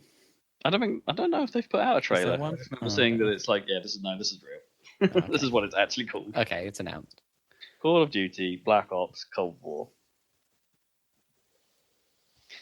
Right. Let's talk about Epic versus Apple. Yeah. Because that's a weird thing, right? I mean, yeah. So this all started because Epic are Epic, right? And they want as much money as they can out of Fortnite. Yep. And Apple are Apple, and they want as much money as they can out of the App Store. Out of everyone. So yeah, Epic wanted to. They basically think that the 30% cut that Apple takes is far too much, which. Okay, I can see why they would think that, because that's the reason they started Epic Store, is that they wanted to charge people less. Or, that's the whole premise of people moving to Epic Store in some ways, is like, oh, hey, our cuts are way less than anyone else. We pass the savings on to you. Yeah. Well, all the developers. Except they don't. Yeah, they pass them on to the developers. Yeah, that's true. So, they're trying to say 30% is too much, and they're saying it's Apple's face. Tim Sweeney of Epic supposedly has had, tried to have email conversations with Apple saying, we're not happy about this. We really want this to be down. Can we use our own payment providers within Fortnite, please? To which Apple said, no. So Epic did it anyway. With a whole plan ready to immediately sue Apple and have a ridiculous marketing campaign thing within the game itself. Yeah. So okay, Apple, they did it anyway. Apple obviously noticed and were like, "What the hell? What are you guys doing?" Delisted Fortnite from iOS. Yep. So you can no longer download it. Well, you can if you already own the app or you've already downloaded it to your account at some point. You can still get hold of it that way. That's fine. But if you've never played it on your iOS account, or you're screwed. You can now no longer get it. On top of that, they have begun canceling the Epic's developer accounts. Mm-hmm. So Epic no longer have access to any of their Apple stuff because Apple have just gone, no, sod you, get out. We don't want you. Yep. There for violating their terms of service, right? Yeah. Yeah. So Epic are suing Apple on 2 counts. One, to stop them from cancelling their developer accounts because they think that's unjust. I forget what the first lawsuit is about. Probably the delisting. To be like, you can't do that. And it's like, well, and I can't help but think Epic are kind of. I don't quite know what the logic is here, honestly, because it's Apple's terms of service, right? Yeah, it's like I don't think they can win this. Well, the Epic angle is the monopoly angle, isn't it? The standard. It's the same reason that they had the whole Steam thing where they're making the Epic Store is like, because you have a monopoly on the marketplace, you're charging 30%, but we don't have the choice to not use your system that charges 30% because you won't let us, and therefore it's a monopoly. Yeah. They're timing this as well because they know that there's kind of much bigger kind of anti-monopolistic stuff is heading for the US justice system or whatever for like Apple and Google and Facebook and everyone. But that's the thing. But surely Google's less of a concern because of like the Android platform does allow multiple payment solutions. You don't have to go through Google Play to get your apps. You can go through.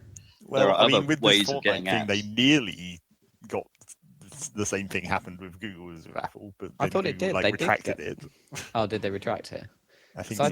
I thought they got banned from the Play Store as well. Yeah, briefly, I think they were.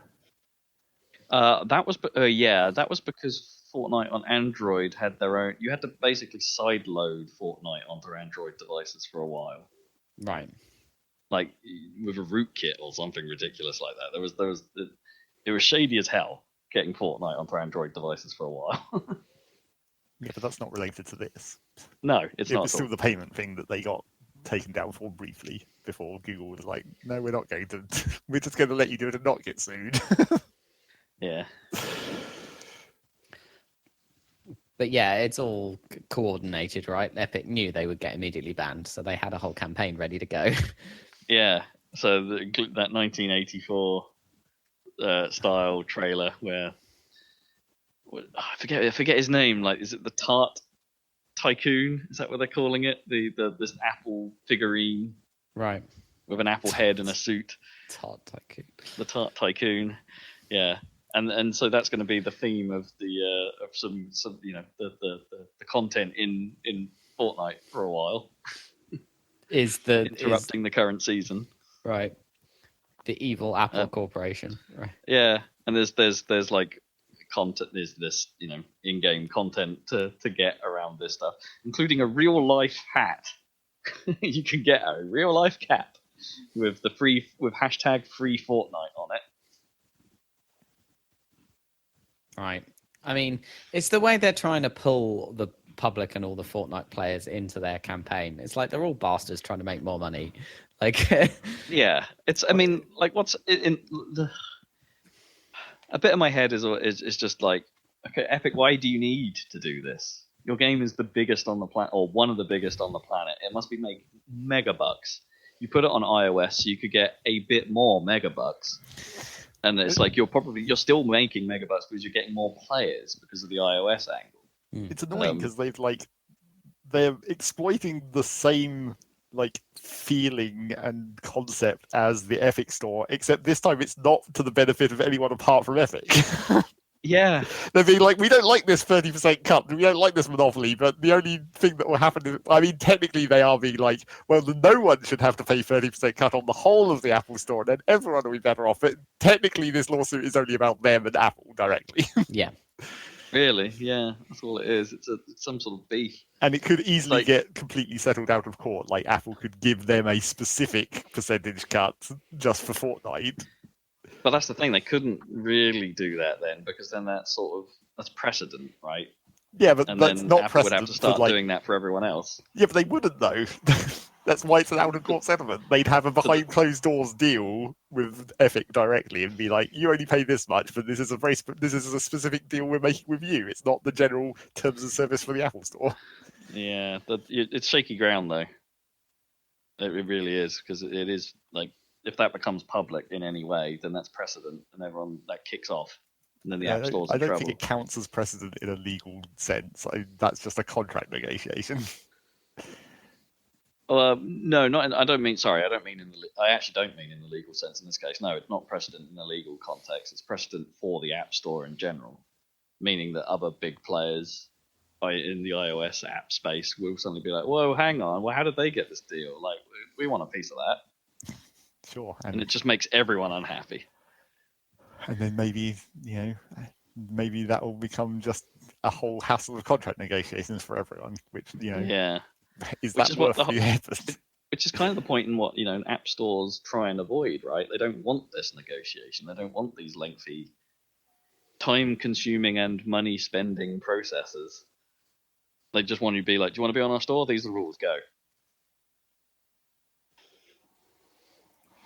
Epic themselves have a store with that principle, for the most part.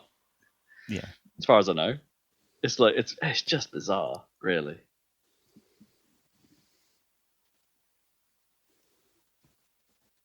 It's like, okay, maybe there was some argument in being like, hey, Apple, you need to reduce your 30%. Maybe there's an argument to be had there, but when it comes to the whole, hey, Apple, can we bypass your paying you anything? Yeah, I mean, who's going to agree to that? Well, weren't planning on them agreeing. Yeah, I don't think they even told Apple they were doing that. Well, did they? They just did it, and then Apple were like, "That breaks our terms of service, and now we ban you." Do you reckon the gamble is that the money they're spending on the actual court cases is less than the money they will pull in from the people buying stuff in the game? As in, this campaign will pull in more money for them than the court cases cost. Therefore, it's a profit to do it anyway. I mean, probably, but also if they win, then they're going to make even more money from the less percentage. Yeah, maybe it's just win-win from Epic's perspective. It's annoying. Whatever, and it's Fortnite as well, so. Apple clearly don't care if they lose Fortnite. No, because they got rid of it. Yeah. Yeah. Yeah. Anyway, weird. It's a weird thing. More to come, I'm sure. Yeah, I'm sure we'll hear some more.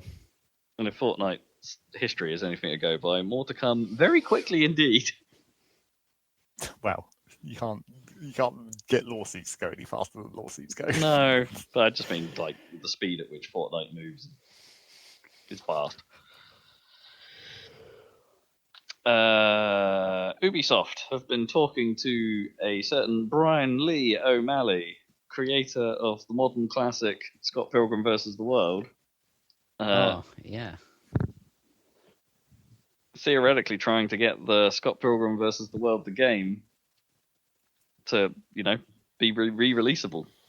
And it's like, okay, I'm not sure Brian Lee O'Malley is actually the guy you need to be talking to. I'm pretty sure it's Universal that you need to have a beef with. But hey, it's a start. It was just like the movie license was the reason that had to be taken down, right? Yeah, it was taken down in 2014, so it hadn't been. I think it was out for like 3 or 4 years or something like that, and then before some license agreement expired, and that was that. But it's a bit of a shame because I'm not sure there are many. I don't know. Do movie games get delisted frequently? Yeah, I'm wondering. Fairly frequently. I mean, there's been a few other cases. I think mainly it's when like they don't want the old game contaminating the market. Because I think there was like a Deadpool game that got taken down before the release of a new one to go along with the newer movies. Where they're like, we don't want this old one hanging around and being all crap. we want only the new one.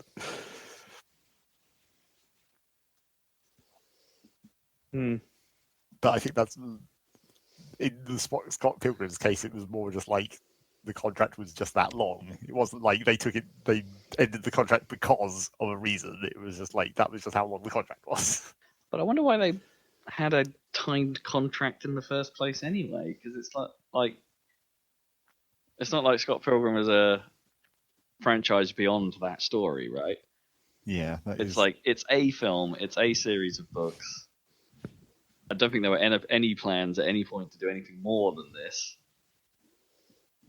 So why was a timed contract necessary? Yeah, I don't know. Maybe it was. It all sounds like it's on Universal, but yeah, it's all them for some reason. But sort it out, guys. I'd possibly buy that game again so I can play it on a modern machine. Get it on my PC. Play some beat 'em up. It's one of the best beat 'em ups. Come on. It might actually be the best beat 'em up.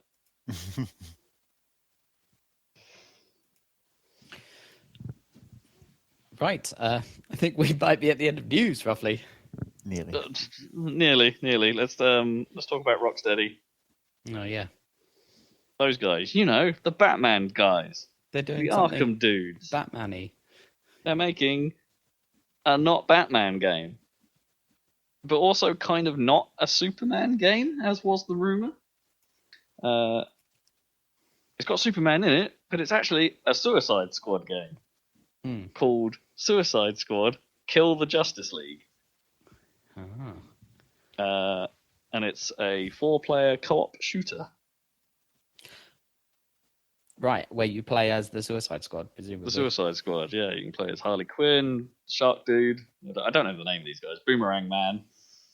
And, is it Death Shot or... Deadshot? Something Shot. Deadshot, yeah, that's it. Whatever. Will Smith. Will Smith's guy, yeah. Who's not Will Smith in this, obviously. It's a cool trailer. Got Bombs Over Baghdad in it. No gameplay. Not out till 2022. So... just a teaser for now. But hey, Rocksteady, they're still about. They're still actually making something. It's been a long time since the last Batman game. It has been a while, hasn't it? Yeah. And it's a shooter? It's a shooter, yeah. Yeah. But it kind of makes sense for them to try and go and do something different, because also announced, WB Montreal are making Gotham Knights, which looks a bit more like the Batman games we're used to. It's a Gotham City.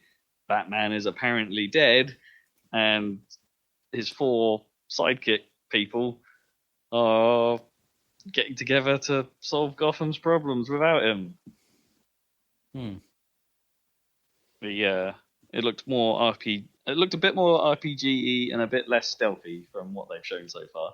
Because they actually showed us some gameplay. There's some bits there. Looks quite pretty. I'll give it that. But there's numbers popping off of people when you hit them, and which I don't think Batman had. No. And just say they didn't show a lot of stealth. They just showed like combat heavy. There's looks like there's level markers above the enemy's head and stuff. They talked about how the game. Well, the bit they show, there's some slightly scary things in the wording they use there, or bits that I don't know if I personally like, but I'm sure some people might be like, oh, that sounds really cool. Yeah. It was like, well, first of all, when they introduced the gameplay clip, they say, okay, here's a section that's about halfway into the Mr. Freeze storyline, and it's like, all right, Mr. Freeze, getting on board. Sure. This is maybe a dozen hours into Batgirl's character progression, and I'm like, whoa, hang on a minute. There's 4 characters in this game, and you're saying this is maybe a dozen hours or so into Batgirl's progression, and you're halfway through a storyline. How big is this game? And well, whether the characters level up separately or like all their progressions go up at the same time. Yeah, it's a scary statement the way it was worded. It's just a little bit like, okay, well, it's scary to me because I find some games with a huge 100-hour commitment or something a bit intimidating these days. Yeah, I will quite happily still play Yakuza. Let's move on. And yeah, just I don't know. Maybe if you're only halfway through a character's storyline as well, it's just like, wow, there's so much. There's so much. I mean, that wording could also technically have been saying that this Batgirl we're using is leveled up halfway through her progression, but not necessarily that she would be at that point in that game. Necessarily. No, so they then say something interesting also about the progression during the boss fight with Mr. Freeze, which they cut, so you don't see all of it. Then there's a bit where they say it's like, hey, you can, if you as you level up, the bad guys in Gotham level with you. So all right, it's got level scaling going on, but it's like it's not just that that makes the numbers go up or something. Like if you fighting Mr. Freeze at level 5 would be very different from if you fought him at a higher level, because they will gain different attack patterns and different things like that. And I'm like, oh wow! So are you telling me that if I played the game or played these sequences in a different order, that I could potentially get a different experience than other players? Does that mean I'm missing out on fancy stuff during these fights because I went at them at a lower level? Or are they easier at a lower level because they don't have the same attack patterns? Or like, there's a whole lot of questions in that statement. Like, or are you saying that those fights are repeatable so you can see the other stuff later? I'd more believe that last one, in fairness. But I wouldn't. I'd say you're repeatable in that you play the game again. Oh, well, maybe, yeah. Maybe you new game plus it, and because you're at a higher level, you see different stuff in some of the fights. That's or you just play it again and play it in a different order. Yeah, I don't know. It's an interesting statement, though. You could have two reviewers coming at it from different angles, being like, "Yeah, but that Mr. Freeze fight sucked," and then another player going, "Yeah, but mine did this, and it was really dramatic and cool, and it was a hard fought battle." And it's like, it's odd, it's weird.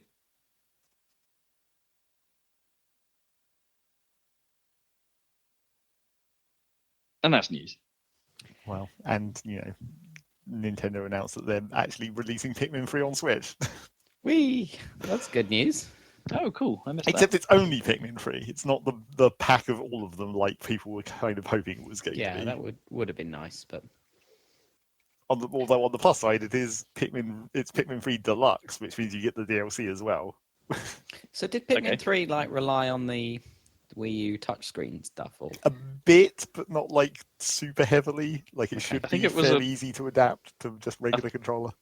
I think they handed it like a control option in the Wii U version, so you could use the touchscreen to do some stuff, aiming where your Pikmin go and things like that, or having a bit more precision with the stylus, I guess, for some stuff. But I don't think it was a. Do you think that Yeah.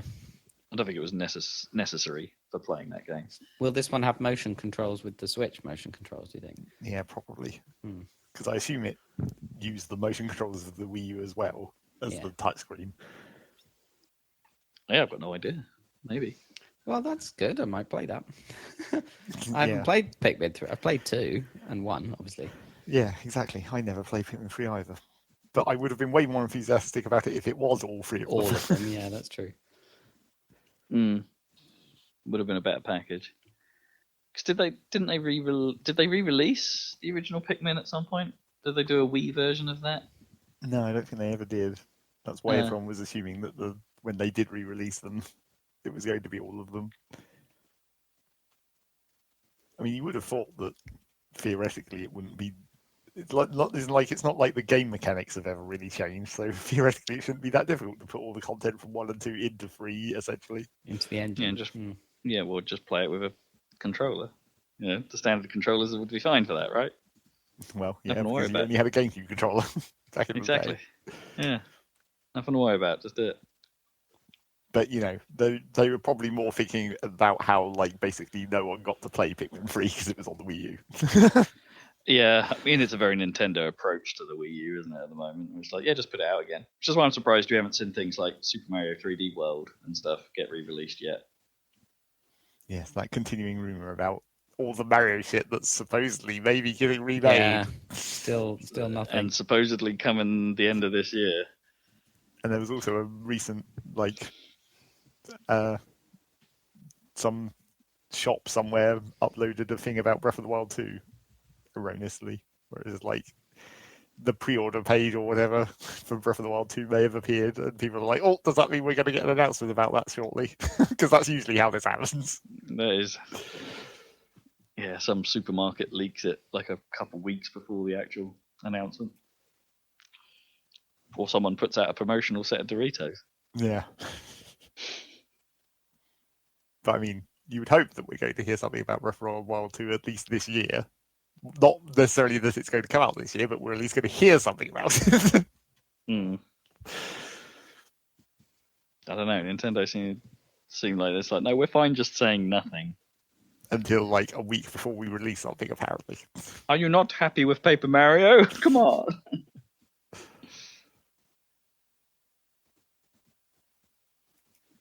News. Yep, that's it. That's the news. And now it's time for What Have You Been Playing? What have you been playing? Zach, what have you been playing? Well, in an exact opposite way, I've had a week where I've played lots of things instead of not anything. Oh, not anything sweet. new, but still lots of things. Where to start? I guess technically what you would consider newest in terms of I haven't talked about it for a long time is I went back to Space Engineers. Because I haven't played that since. I don't know if I have played it since it actually. Well, I say actually released, but it was hard to even tell when it actually released. I haven't played it since they've been doing their graphical overhaul. They've been remodeling all the blocks and stuff. And I also haven't played it since they put in the new version of survival mode, where it's more balanced to make it, actually almost playable, kind of. So that's what I did. I went back to survival mode and tried that out again. And this time, in this attempt, I actually managed to get to space, which for a game called Space Engineers, you'd think would be quite easy. But the trouble is, because the survival mode you start in a dropship on a planet. Well, you don't have to. You can start wherever the hell you want because it's an option at the at the start of the game. But the sort of basic version is you start in a dropship on the Earth-like planet, and then you because it's the Earth-like planet, you have an atmosphere, so you don't have to worry about oxygen for just walking around and building shit, which is nice. But the problem with being on an Earth-like planet is that you're then in this giant gravity well, and in order to get the hydrogen you need to fuel your engines to get to space, you have to mine ice, which you'd think wouldn't even be that much of a problem, but that's not even that common. Well, I don't know if it's that common, because in previous versions of the Earth-like planet, there used to be lakes, except they weren't like water; they were like ice lakes. They look like water until you fly right up them and you're like, hang on a minute, that's just solid. But I haven't found one of those in where my drop pod dropped me off in this save. I only found like a vein of ice somewhere underground. So getting a hold of the hydrogen to power the hydrogen engines was kind of awkward.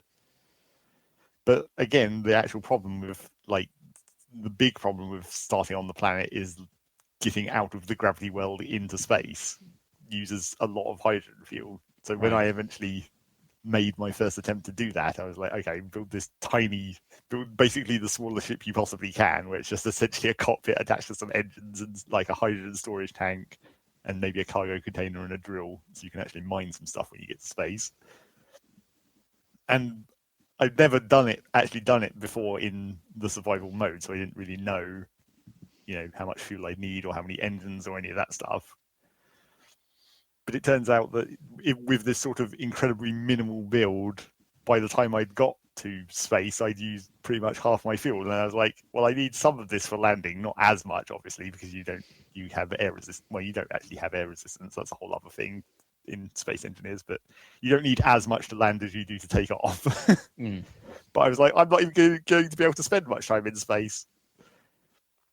But luckily what I did find was one of the asteroids very close to the edge of space has ice in it. So I could potentially just build a little refueling base where you use most of your hydrogen flying up from the planet, then go to this little refueling base, refuel all the hydrogen made from that ice, and then go out and actually mine stuff in space. But it's just not very efficient. I feel like with the way the game works, it's almost not worth building a planet-side base. You might as well just move into space as soon as possible, which makes this whole system of planets kind of weirdly pointless. Because you might as well just start in space. Right. It's easy enough to get a foothold just starting straight in space. Well, because of the way the survival mode is set up with the respawn ship and the drop pod and that kind of stuff. It starts slightly differently when you spawn in space with a different spawn ship. Right. Which makes it possible to survive that initial bit in space. Or at least I assume it is. I didn't actually try it in this new version of survival, but that's how it used to work. But it's just it's because of the weird way the physics works in Space Engineers that makes it that much more difficult. Because the gravity wells that are the spherical gravity of the planet, it doesn't operate like real life. You don't launch a rocket from the surface of the planet and into orbit. There's no such thing as orbit in Space Engineers. You just have to go up until you're out of the gravity well, and then you're just in zero gravity. The medium that you move around in. Right. Which is why, and then related to that, the other problem with the Space Engineers physics engine system is that there's a hard cap on speed. So you can only ever go 110 meters per second.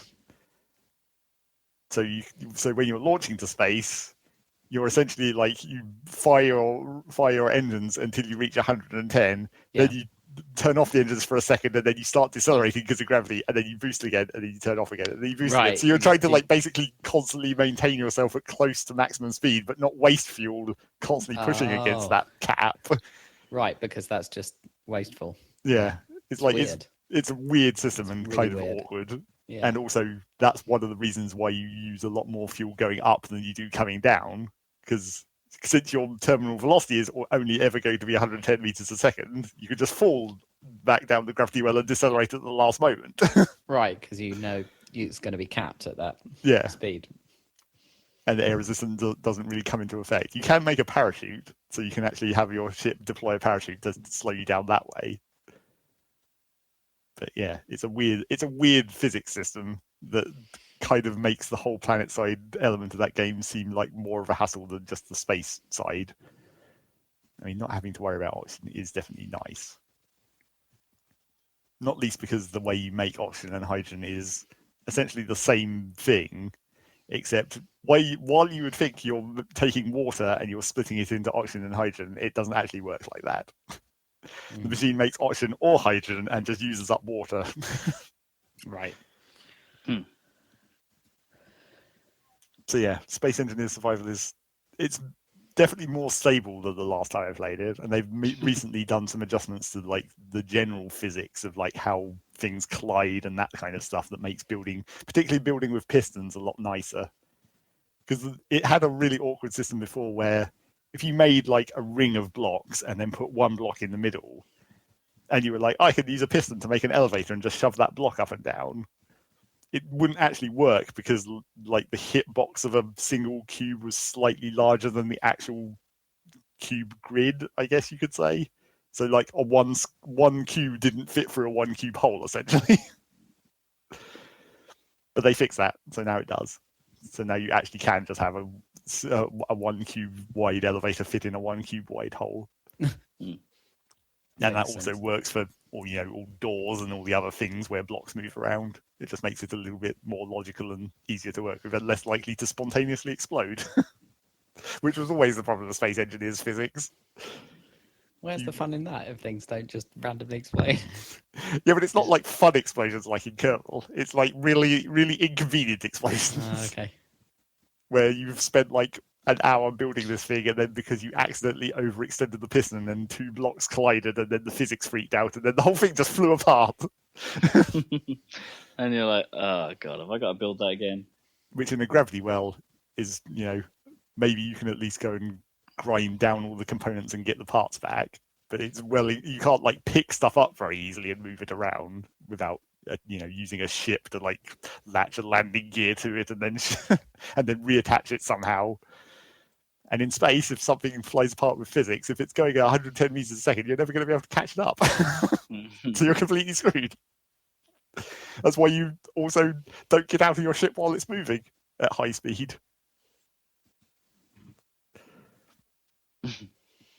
That sounds like good advice regardless.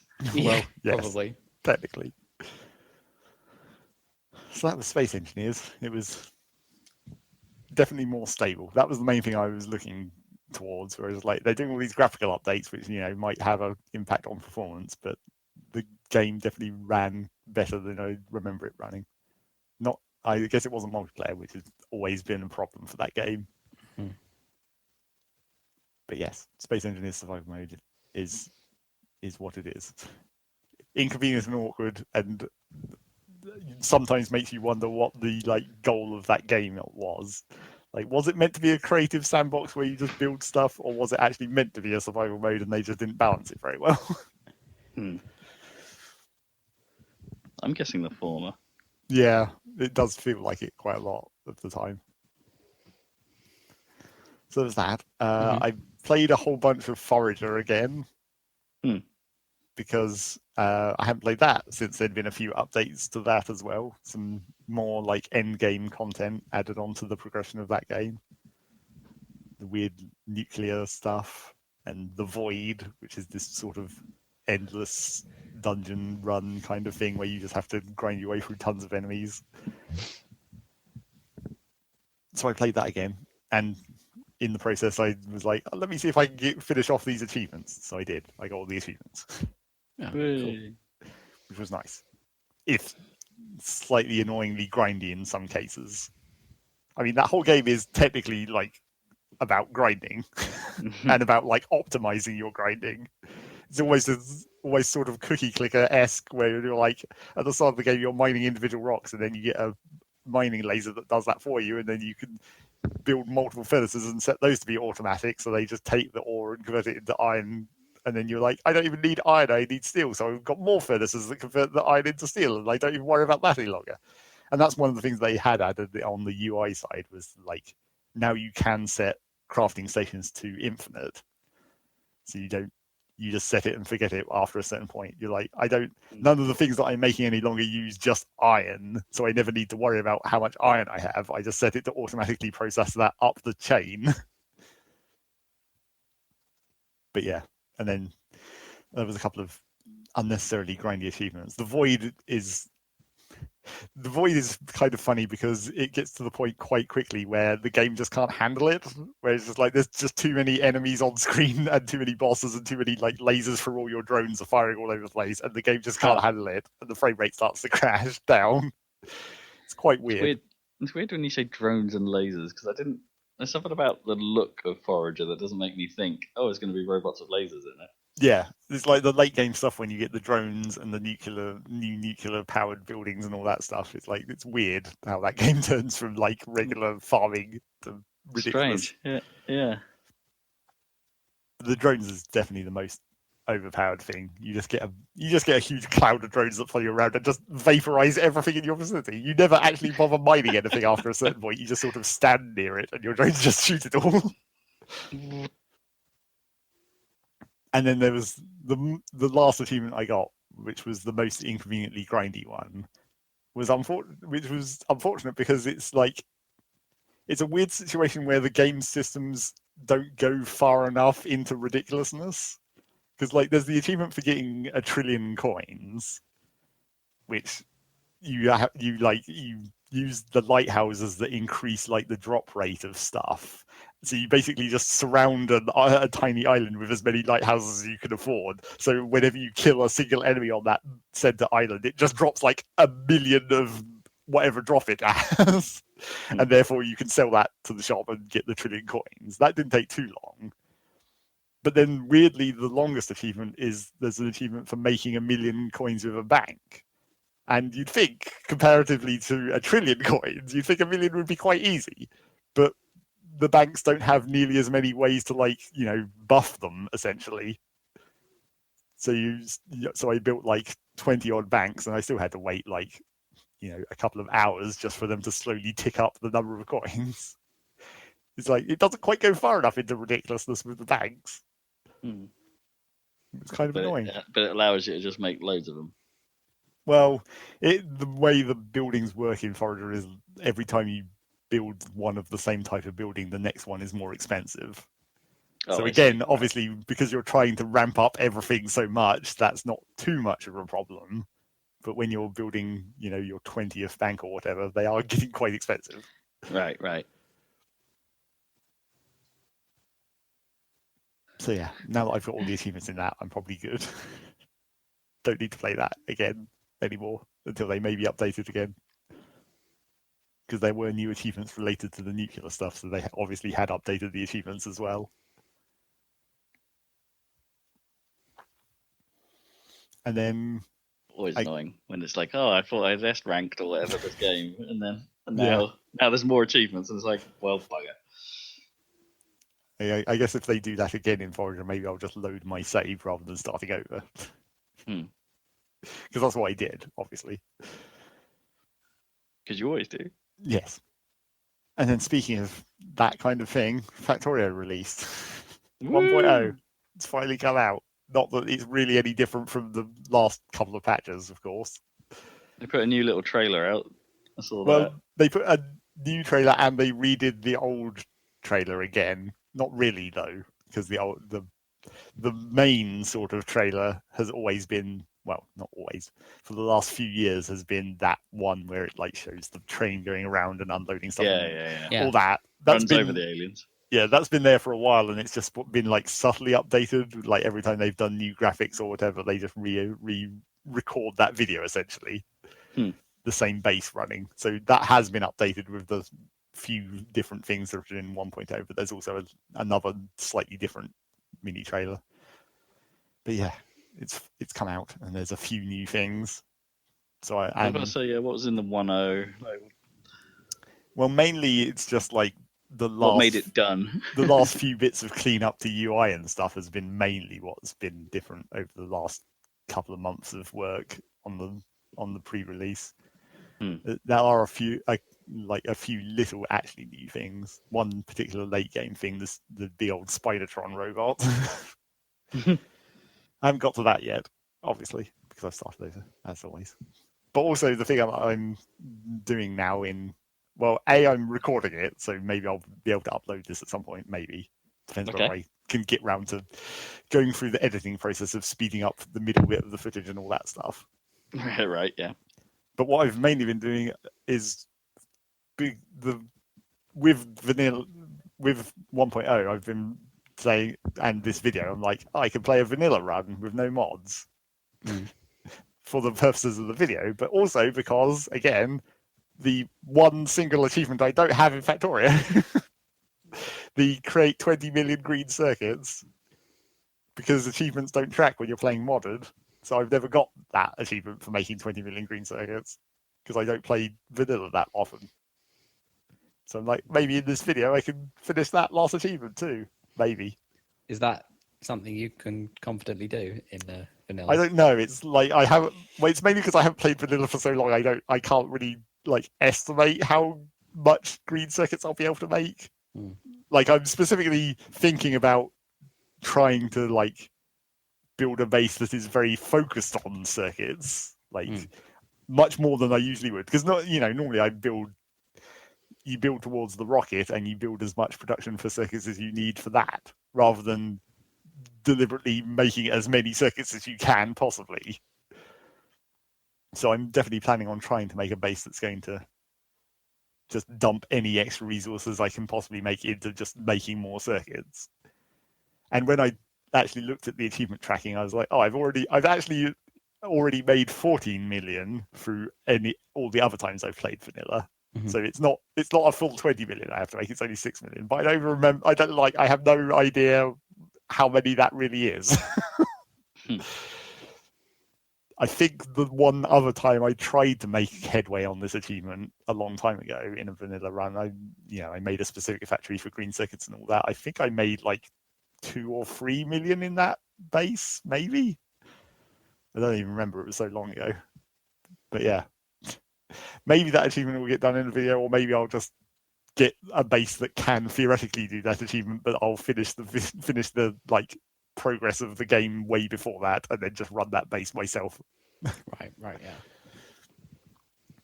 Because I'm also, while trying to get that achievement, I'm also like, well, for the purpose of the video, I want to, go through the progress of the whole game in a reasonable amount of time, like faster than I normally would, maybe. Are you planning on editing the video? Well, I mean, I'm going to try and do the same thing I did with the last time I uploaded Factorio videos with the fast footage in the middle. Yeah, but that worked quite well. Despite that, it seems like I've been progressing faster than I expected anyway. Like I've only recorded like 6 hours, I guess, and I've got much further than I thought I would in that amount of time. Even though the speedrun of that game is technically 8 hours, but it was never going to be that fast. No. And when I say the speedrun, I mean the casual speedrun, not the actual speedruns. The achievement for a speedrun is 8 hours.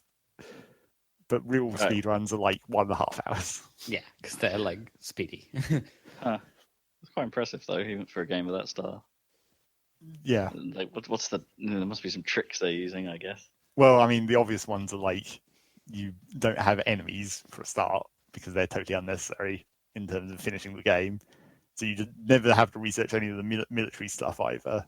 And then the map settings is just like you turn the ore density and ore patch sizes up to maximum, and then they also have a specific map seed by now that they've chosen for the hardcore speedruns. But it's basically you just spawn on a massive field of resources, and then you don't even like have to go anywhere. And because the resources are so rich, they never run out during the process of running the speedrun.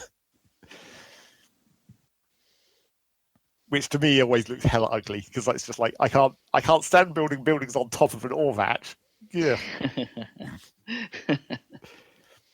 Whenever there's an ore patch somewhere I want to build, I'm like, damn it, now I have to mine this out. I have to build a bunch of mining drills and put a bunch of speed modules in there and put all that ore into a container somewhere, even though I'm not going to immediately use it, just to get that ore patch out of the way. Clear up all this Tiberium first. Yeah, exactly. Don't even finish the level until you've mined every bit of Tiberium off the map. And built like 50 orcas with all that money. Or just more Tiberium refiners, what are they called? Harvesters. Harvesters, yeah. So yeah, maybe that playthrough will get done in a reasonable amount of time, and maybe the videos will get done in a reasonable amount of time. I think maybe I solved the problem of my weird like video export problem where the slowed down footage was exporting really slow. I think maybe I solved that, but I haven't actually tested it yet. I did like a very brief experiment where I loaded up one of the previous videos and like tried re-exporting it with different settings. I was like, this seems like it's running faster, but I can't really tell until I do a whole video. I guess you could always try clipping out the bits you're speeding up, well, exporting those, and then re-importing them into your project.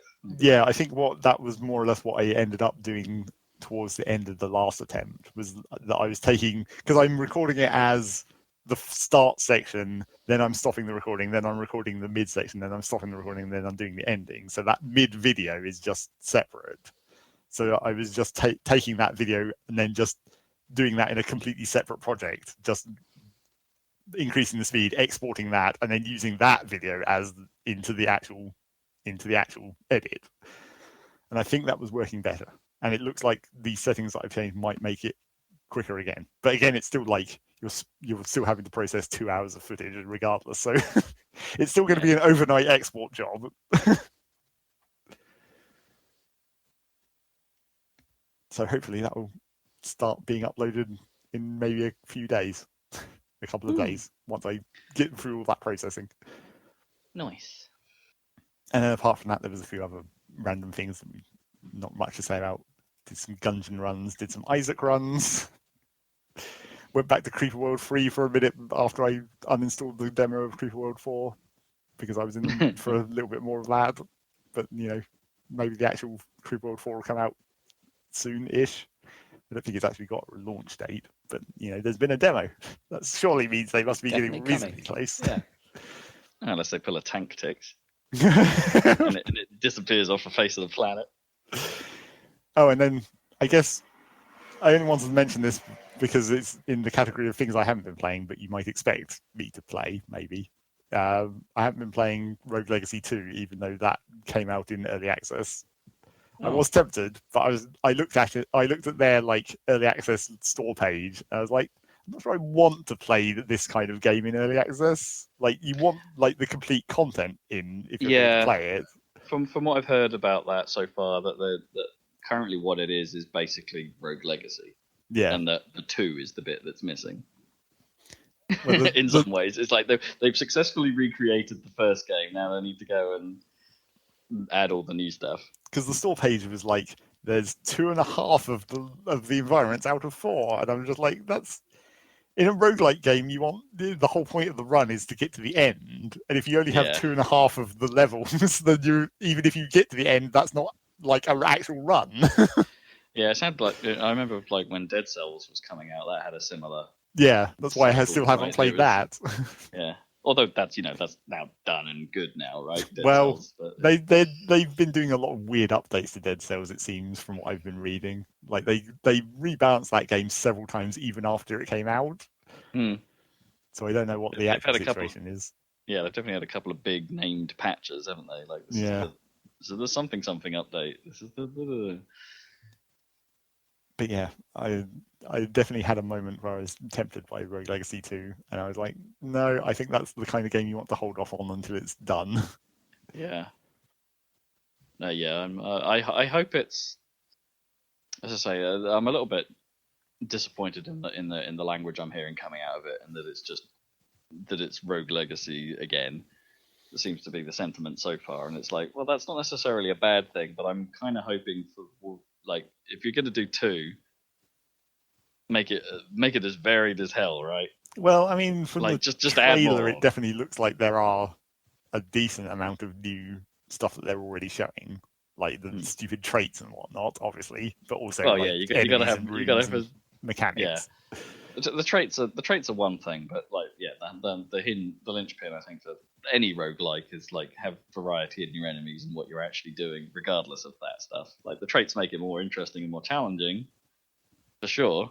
And it is another wrinkle, but your primary thing is your enemies and your combat.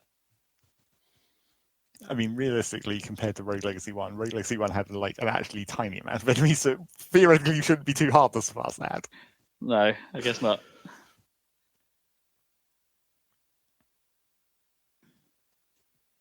So we'll see whenever the hell that comes out.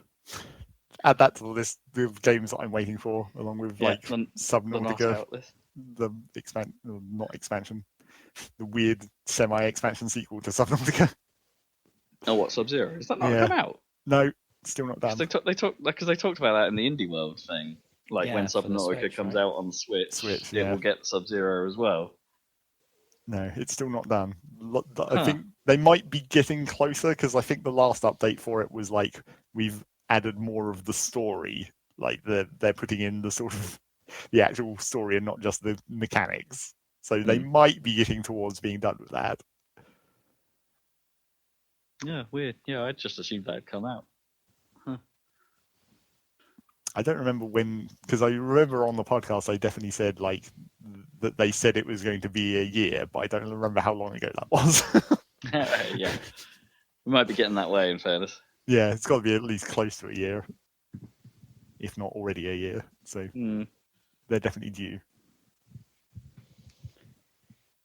and that's more or less all I did.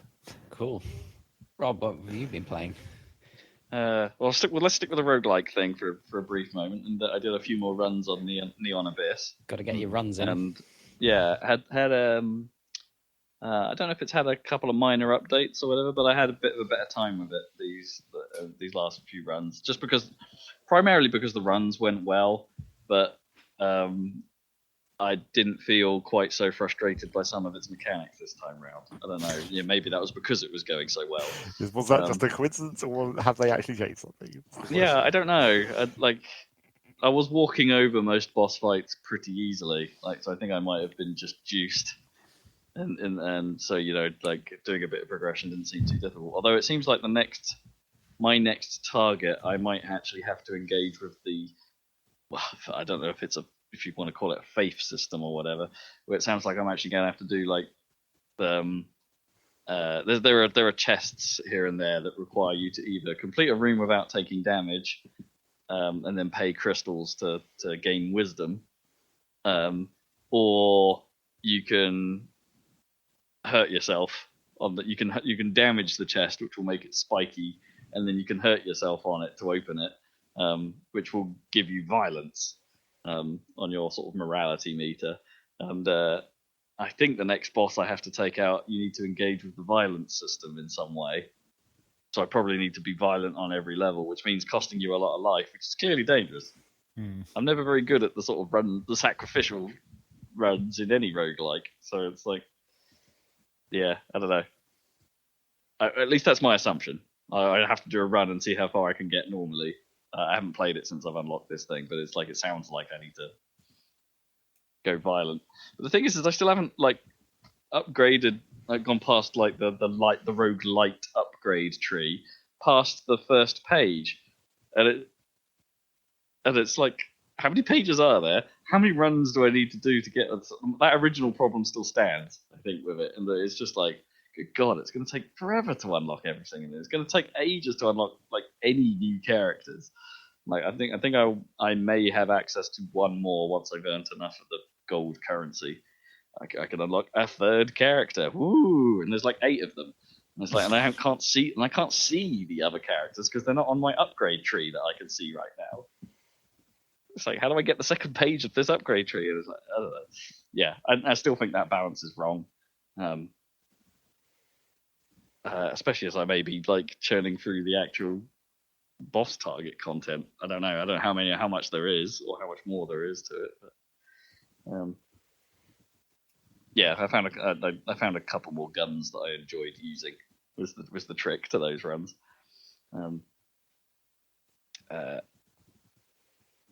So maybe there are some good guns in that game after all. After some of my initial criticisms, I still think it needs more, and I think it needs to unlock stuff earlier, and I think it could do with a few more music tracks here and there, and I think there could be more variety between the actual stages. And I still think some of their enemy design is cock, and I still think some of their the one thing Gungeon does brilliantly, right, is the fact that you get that little window of time when an enemy spawns. You can see them coming in, you can get out of the way so they don't just spawn on you. Right. And Neon Abyss doesn't give you that. Things just appear, and you can bone you immediately, and it's just great. That's not fair. That's not good in a game of this type. A roguelike, you don't know what's coming. To literally not know what's coming and not have the ability to do anything about it, that's something else. And Yeah. Unless it, I don't know how it works in that game, but I assume it's not like set spawn positions. Like you always know the enemies are going to spawn exactly there. I think maybe it is in some rooms, but they spawn in one place. There are some rooms where there's some waves, and so stuff will spawn in one spot, and then you'll defeat that, and then there'll be a second wave, and some rooms have a third. Those are almost always specifically the fight rooms where where they've got a neon sign on the front of the door saying this is a fight room, and there'll be there's normally 3 waves of increasing difficulty, and but I'm pretty sure those spawn points move. I don't know, my brain can't remember it every time. And of course, there's just the random placement that you walk into a room and it may be a room you've seen the layout of before, but when the door closes behind you and stuff spawns in, because it doesn't spawn in just by you standing in the doorway and having a look, you have to be in the room before things appear. Stuff can sometimes just spawn on your face at the doorway, and you're like, come on, guys. Really? Come on, guys. Come on, guys. So I did a few more runs of that. And that was okay. Been playing more Valorant. Still addicted to that somewhat. I don't know if we might not have talked about this last podcast, but we're in the second act now, which means they've added a new agent, Killjoy, who mixes things up a little bit. There's some different strategies going on. She's got little turrets and area denial things that mix up how you can, how you fight against her. One common strategy is that she's got this really irritating nano swarm grenade that is basically just puts an area of damage down for a while, but she can leave it around the map and activate it when she wants. So what most people do with the spike is put a nano swarm down on it. So you go to defuse it, and they just activate the area denial, and it's like, ha ha ha, you can't defuse it for a while, and you'll take a bit of damage, and now we know where you are. Ha ha ha. Well, they always know where you are when you're defusing anyway, but yeah, because it makes a loud beep beep noise. But it's yeah. So there's that, and her ult is an enormous area denial thing where it's got I forget how long the countdown is. It's 10 or 15 seconds, but while you're in that zone, you're fine. But if the timer runs out while you're in that zone, you become detained, which basically slows your movement speed to a crawl, and you can't use any of your weapons or abilities for quite some period of time. So you're basically boned if you're in that zone when the timer runs out, unless you can get to the device and blow it up before the timer goes off, or just do as most players do, which is get out of the area. But it's changed the flow of some fights quite a lot because of that, because it's just it can really, the timer becomes way more important in rounds when there's a Killjoy about, because it's they can play for time way easily now. They can just drop this thing down, and then it's now we're going to struggle to get there, and then have enough time to do the thing. And sometimes they're just predictive bastards as well. They'll just put a nano swarm down where most people tend to plant the spike. So you can be in the middle of planting, and they'll activate it, and they'll be like, "Oh, god damn it! Oh, damn it!" They knew I was going to plant there because everyone always plants there.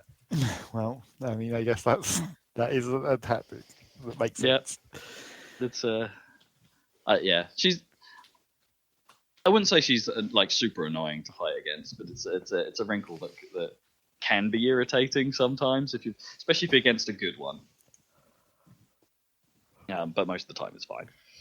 I don't know. I with that kind of area denial and time limits, that definitely seems like a real problem for balance. Because if you think just how it works in Counter-Strike, where you're just the whole point of the bomb timer is to force you to go to it, so you can fight.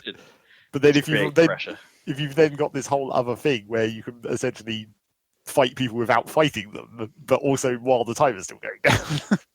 Yeah, that's kind of a bit unfair almost.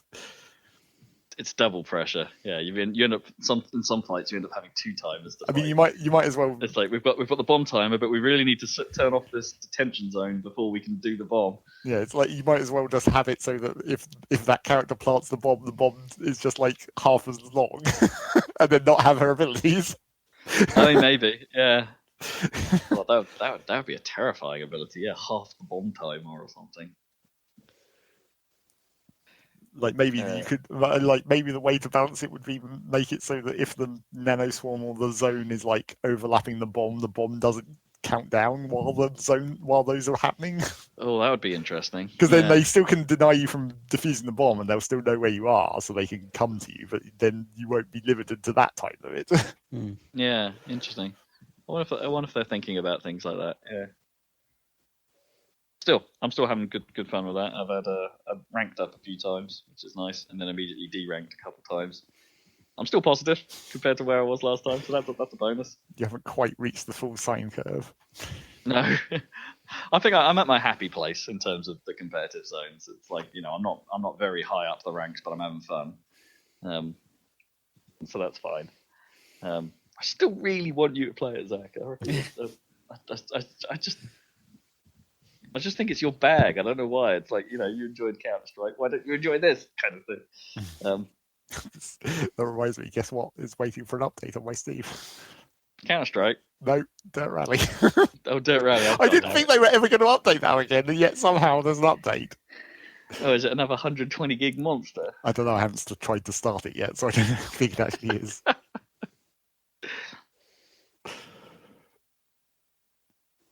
Damn you, Codemasters. Yeah, damn you, Codemasters. Or possibly damn you, Steam, for having some weird update system that doesn't allow you to upgrade partial files. Yeah, something like that. I don't know. Because that does seem to be the situation with the Dirt Rally games. It's like it can't update parts of large files, so it just has to update the entire file, which means it effectively needs twice as much space as the files take up. Where it has to download the new one and then delete the old one and then put the new one in. Yeah, it takes a ton of space, doesn't it, to do that sort of update? Yeah, so there's that. I played through all of the Touryst, which was Shinnen's game, next game after Fast Racing Neo, which sort of surprised me by coming out on Xbox and PC on Game Pass a little while back. Thought, wow, I quite liked Fast Racing. And I've played, was it Nano Assault? I think was their other game on DS. Let's see what this is all about. So the Touryst is a sort of quirky puzzle platformer, I guess I would call it, but light on the puzzly side, more on the and also fairly light on the platformer side, if I'm honest. It's more just all about wandering around and doing these simple quests and sometimes finding what it is you have to do to complete a thing. Not very complicated, not very difficult, for the most part. It's an oddly balanced game, is what I would describe. I like it. I really like its look. I think it's got a cool style. It's like everything's done in a sort of voxely or 3D cube pixel kind of way, and it looks pretty cool. Everything's built out of squares pretty much. So even like the wash from the sea is done with a square like pattern, and but the birds are just flappy cubes pretty much. Okay. and a lot of things make like chiptune style music, that's style noises as well. So the seagulls as well are just sort of going but in a square way. It's kind of cool. And you've got so you're dropped off in a little dinghy on Touryst Island, which is it looks like a little beach resort. It's got this massive monument on it, and so you buy a climbing book from the guy there, so you can climb this monument, and then you go in it, and then you find there's a little puzzle in there, and then you discover there's like, oh hey, there's these power sources you can get from all the monuments, because there's a random other tourist who's seems to be in the monument for some reason, who tells you about this mystery of the monuments, and you're like, right. Oh, right, okay, look, let's go do this. And then you find yourself in fake Ibiza, having a rave on a beach, or trying to fix this. Like the first job you get, pretty much, there's this DJ playing music, but you're like, I noticed immediately that it's like, okay, he's playing some beats, but they're not very bassy. It's like, this is a terrible sound system this guy's got. Yeah. And it's like, that sounds weird. And it's like, so obviously the first thing you have to do is plug his speakers in and turn all the lights on because he's an idiot. Right, fix the sound. And it's like then suddenly all the music kicks in and you've got this rave going on. He's like, oh, that's great. Cheers, mate. It'd be great if I had some more tunes to play, though. No one's noticed I've only got this one on repeat. And it's like, okay, great. To-do list, quest, go find other tunes. And it's like, and then things start branching out from there. It's like, oh, you meet other people, you find other stupid stuff to do. Where the game is like at its most puzzly, I suppose, is in the monuments themselves. They all have a theme, and they all have like rooms to solve before you get to a boss-like encounter. And this is where I think the game is like not at its best. Honestly, it's kind of the most challenging stuff in the game, and it's kind of the crux of the game in some ways, but it's also kind of the worst. So like it's hard to explain. There's one. It's weird because it's like they almost immediately are out of the box style problems. It's like, okay, you have this dash run that you gain at one point that you can then jump off of to get longer distance jumps. So you go into this monument where it requires you to do dash runs to get about. But the first room you encounter has like a wall in the way, so you've got to do this awkward diagonal jump off a platform that you can dash off, and then angle yourself so you avoid the wall, and then but not too much so you fall off the cliff. Oh my but goodness! Then just enough that you would dodge the wall, and this is the first room in this monument, and it's like, okay, you're not really like scaling me up to the difficulty of the problem here. You're just giving me quite an awkward jump to do in the very for the very first thing, and it's and some of the rooms like that are just in these monuments are just obscure, and like they're problems that they're just like, well, you haven't given me any like warm up to this. I don't know quite what I'm supposed to be solving here. One of the boss encounters in particular, I had to look up because it's just like, I don't know what you're asking me to do here. There's a room full of, I'll spoil it because hell, it gave me enough trouble. There was a room full of the monument was about fountains, and it was about putting blocks over those fountains to block them. And when you blocked them all, that was the thing that opened the door at the end. Okay. So the boss fight for this particular monument had 5 fountains on the floor, and there's 5 blocks in the room. And you go, great, cool, I'll just put the blocks on the thing. Except the boss is this worm-like creature that's like constantly slithering around the floor, pushing all the blocks out of the way and pushing them off of the fountains. So I'm like, how the bloody hell am I supposed to do this? So I'm faffing around for ages until I realised that there's there's the raised platform near the door that I just thought was the way out. Right. Yeah. When you stand on it, and you stand on it for a little bit, for some reason the worm stops moving. And this is at no point explained why it would do that. It's just like there's no lead up to it. There's no clue to it. There's no like Zelda like, oh hey, before you get to the boss of a dungeon, you've probably been doing the thing that the boss is about. Hey, lightning rods or whatever. By the way, you're going to be using lightning rods in the lightning fight. Yeah. You know. Oh, okay, right, cool. There's nothing like that. It's like, why would me standing here turn the worm off? I haven't seen the worm before. I haven't seen this. Yeah. Like, why would you do that? It's such a weird thing. And then when you're up there, anyway, you've got to deal with the physicsy throwing, which can be a bit problematic as well, because it requires you to be quite a precise shot. And, you know, if one of your blocks accidentally sort of isn't quite lined up right and the fountain is still going, you've got to jump down and get that block, which of course starts the worm off. And so any of your other blocks that you've correctly thrown all suddenly get kicked out by this worm. It's like, oh, god damn it! That was quite frustrating. But there are other puzzles in the game that I actually think are really clever. There's a cool one involving fireflies towards the end of the game that is simple, but I think pretty smart. And you do it, and you're like, oh, cool, yeah, that worked. And it makes you feel like a genius. And like, that was what you were trying to make me do, and I did it. Great, nice one. And then you got other ones where it's just like, oh, it's a platforming problem, but because the game is so funny with its look, doing 3D platforming and making sure you're jumping with the correct perspective onto this tiny little platform in 3D, really quite difficult.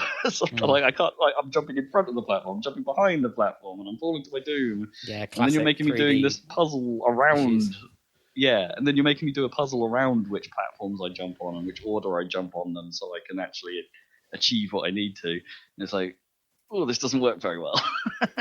This is an interesting concept. It's just not executed particularly well.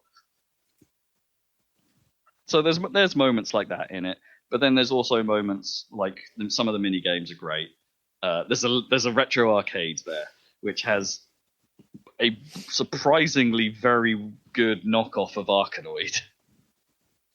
Okay. Like they've basically just taken the Arkanoid, the Atari game or whatever, or the Atari ST thing or Amiga thing, like just made something that is super reminiscent of that, and it's pretty good. It's a pretty good replica of that and how it looks and how it feels and how it plays. It's like, all right, this is just in the game, and it's like, cool. I can play Arkanoid now. Revenge of Doe. I forget what they call it. They didn't call it that, obviously, but it's a pretty decent approximation. And this game about collecting dynamite and not getting hurt. Like that's also pretty good. And this fast racing, but as if it was done on the SNES kind of looking thing. A bit like the original F-Zero. That's simple, and actually not as good as the other two games in terms of what you're actually doing. But hey, it's there, and it's an interesting little extra challenge for you to do while you're on the island. And yeah, it's short. It took me about 5 hours, I think, to finish it, and it's quite an enjoyable time, honestly. It's like, yeah, it has its problems and it has its flaws and its obscure puzzles here and there, but it's just quirky and off the wall enough and occasionally random and occasionally surprising that you're just like, yeah, all right, cool. That was a neat idea. I liked what you did there. And it doesn't hang on things for very long. There might be each monument, like the puzzles in it are pretty one note. It's like, this is what you're doing in this monument. But then once you've done the monument, you're like, great, I'm never going to see that again. Yeah, you have solved it for all time. Yeah, I've done that thing. I'm not going to see that thing again. And I'm okay with that. That's totally fine. It's I enjoyed it. I thought it was pretty cool. Shinnon, keep doing what you do. Except maybe more towards the F-Zero side of things. Yeah, well, if Fast Racing Neo came out on PC, oh my god, I could have it was pretty decent looking on Switch, but it's like, hey, with that resolution bump, oh yeah. I mean, Nintendo already gave F-Zero to Sega. They should just give it to these guys. Yeah, just let Shinnon have the full license. They do a decent job. But maybe Shinnon don't want it because they already made Neo, and it's like, I guess, yeah. And RMX, and it's like that was pretty damn good. It's like maybe they're like, we don't know how to make better than this. Well, and I would understand that opinion. Yeah, but then you could just put an F-Zero skin on your previous game, essentially. I'd still buy it. Yep, sure. It would work. The Touryst, good game. But the meat of what I've been playing is The Last of Us Part 2, which I touched on last time. Oh, yes, the big one. I have now got through that thing. Whoa. I've been binging it pretty much. Yeah, you must have been. I heard it's not short. Because it's long. Yeah. It's like over 20 hours it took me in the end, like well over. So yeah. So it's long even by Naughty Dog standards. It's yeah. Because Uncharted 4 was not short for. Excuse me. No, I think Uncharted 4 was perhaps a little over long itself, and that wasn't anywhere near 25 hours or whatever this took. I think this is too long. I think Last of Us 2 is too long, and I don't think it. Yeah, because there were. I've got to be very careful here because it's a lot of the discussion I want to have around this game is spoilery as hell. Okay. So there's going to be tricky to talk about, but I'm gonna say that there's a point in the game that turned out to be about halfway through the game where I thought, great, this is it. I'm getting to the climax. I'm getting to the moment. It cuts to black. You're only halfway through the game. You've got more to do. You've got the whole time period you've just done to do again from a different perspective. Okay.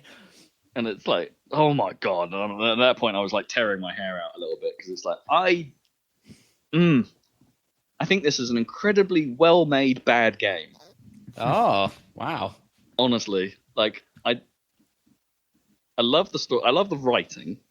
I'm not so taken with the overall story once you get to the end and you get to the finish and all that stuff because it's the big plot.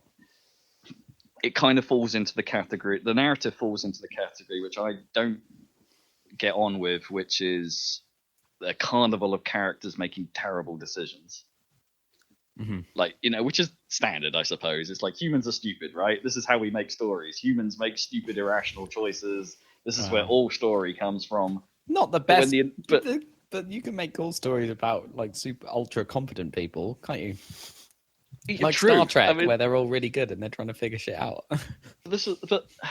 Anyway, my problem is that it has the Assassin's Creed problem, Assassin's Creed 1 problem, the Altair problem, in that there comes a point in the game where I dislike pretty much everyone. Yeah.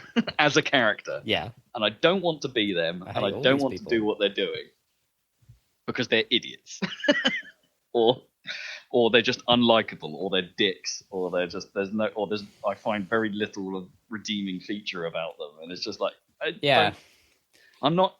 I mean, say what you like about Nathan Drake, like murdering 1 million people. At least he's charming about it, right?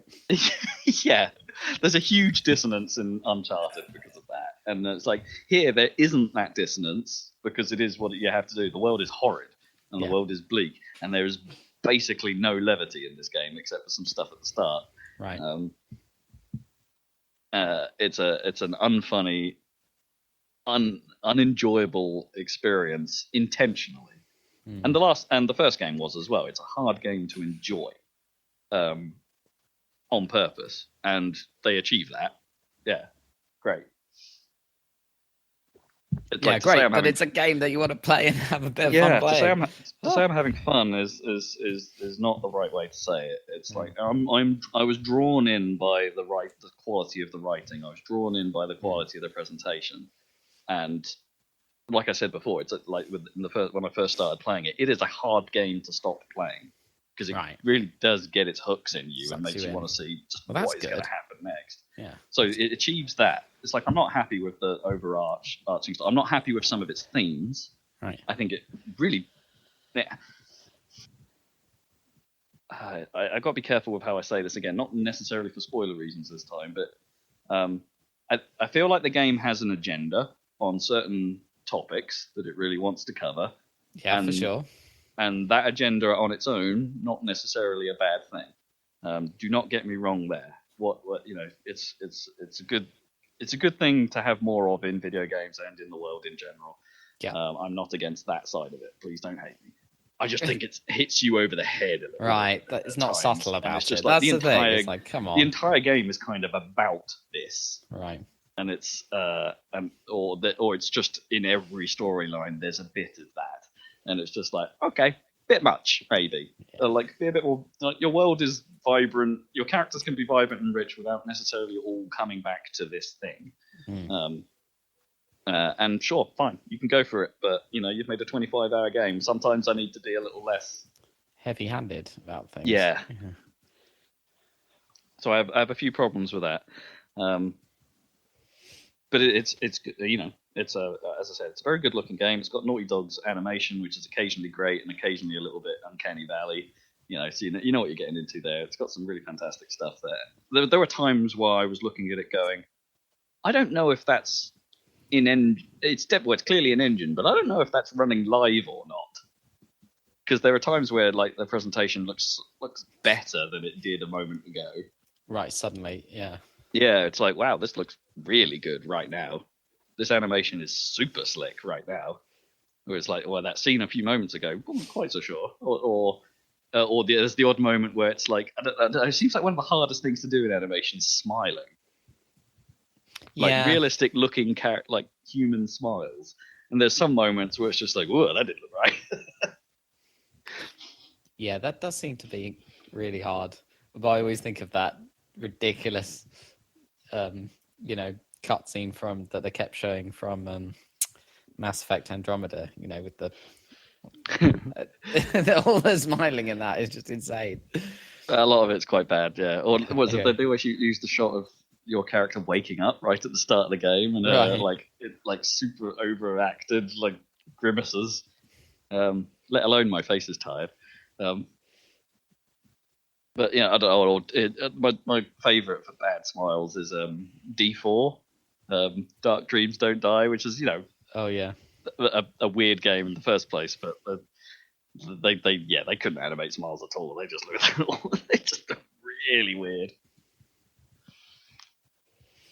Yeah, it's slick. It's mostly glitch free. I didn't have too many problems. Some of the visuals are outstanding in places. Even though most of the game has a very muted color palette, there are moments where it's bright and it's interesting. There's a standout scene in a hospital basement where there's like red light coming through the smoke of a subway that's like underneath it all, and it's all so everything is basically basked in this red one directional light, and it looks really cool. Cool. As well. Going around, it has moments like that where it's fantastic. But I don't know. I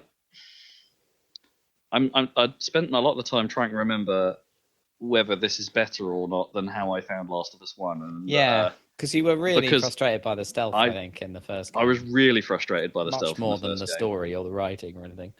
And I'm still really frustrated by the stealth in this game. Right, And I'm okay. frustrated by the normal combat as well in this game, which it throws you into periodically as well. There are sections of the game where it's like, you've got no choice, you're going to have to fight your way out of this. It's like, which is fine, but it's like, it has that problem. Like, okay, let's talk about the regular combat. Like, some of it is, like, it's claustrophobic combat, right? So you're, like, trying to, like, things are closing in on you. You've not got a lot of time to get your shots off. You've got to get your shot right. Otherwise, you're probably dead. And some enemies are one-shot kills against you. There's nothing you can do about it. So you've got to get your shooting right. You've got to get it right. Things are coming from all angles, and that means you're going to get hit by things you can't see. You're going to get hit by things you can't necessarily deal with fast enough until you perhaps have played the wave a few times and you know where everything spawns. So you go and find a hole somewhere where it's going to take them a bit longer to reach you. Right. So you've got time to pop off your shots on them. Cheese And it's like, okay, this isn't exactly how I want these scenarios to go. It's like, as you said, I feel like I'm cheesing it. I feel like I'm finding a loophole. Yeah. There are some combat scenarios where I think the area in which you're fighting in seems realistic. It's just like, which is fine. From a gameplay perspective, it sucks because it's like, oh, there's a dead end here. Great, now I'm dead. There's because I've got nowhere to run to, like except through this thing that's going to one tap me, and it's so frustrating. Some of that stuff. There are plenty of times where I'm just like, I don't know how to get through this bit because there's just no way. And fairly early on, the game starts throwing enemies at me that are just like, this makes the stealth worse. Like dogs, for instance. Like the dogs. I mean, the first time I saw the dogs in the trailer, I was like, cool boy. Because they can sniff you from further away without line of sight. They can follow your scent trail unless you sprint around to break it. But of course, sprinting around is noisy and super visible. So you've got to deal with the dogs. You've got to deal with them fast. But they always have a handler. So you've got to deal with the handler fast as well. And doing that silently is pretty difficult. As it turns out. So, dogs suck. Sometimes the patterns of where people are just walking kind of suck, because it's like there are times where you're just dropped in a scenario and it's like, there's no way to do this, is there? And maybe that's intentional. I'm uncertain about that. But I'm pretty sure there are moments where it's just like, all right, I'm on a street. It goes up the road. There's basically a line of dudes walking towards me. At some point, I'm going to run into one of those guys. But as I take out one of those guys, the guy next to him is going to see me, isn't it? How do I do this? Or humans have like nearly infinite vision range as well. So if they have line of sight on you, they can see you, which is great from a realism perspective, but super frustrating from I have no idea where I just got seen from perspective, because the game doesn't point out where you got seen from. It just goes, you just hear the dang. Right. It's like, stealth is over. You're in combat mode.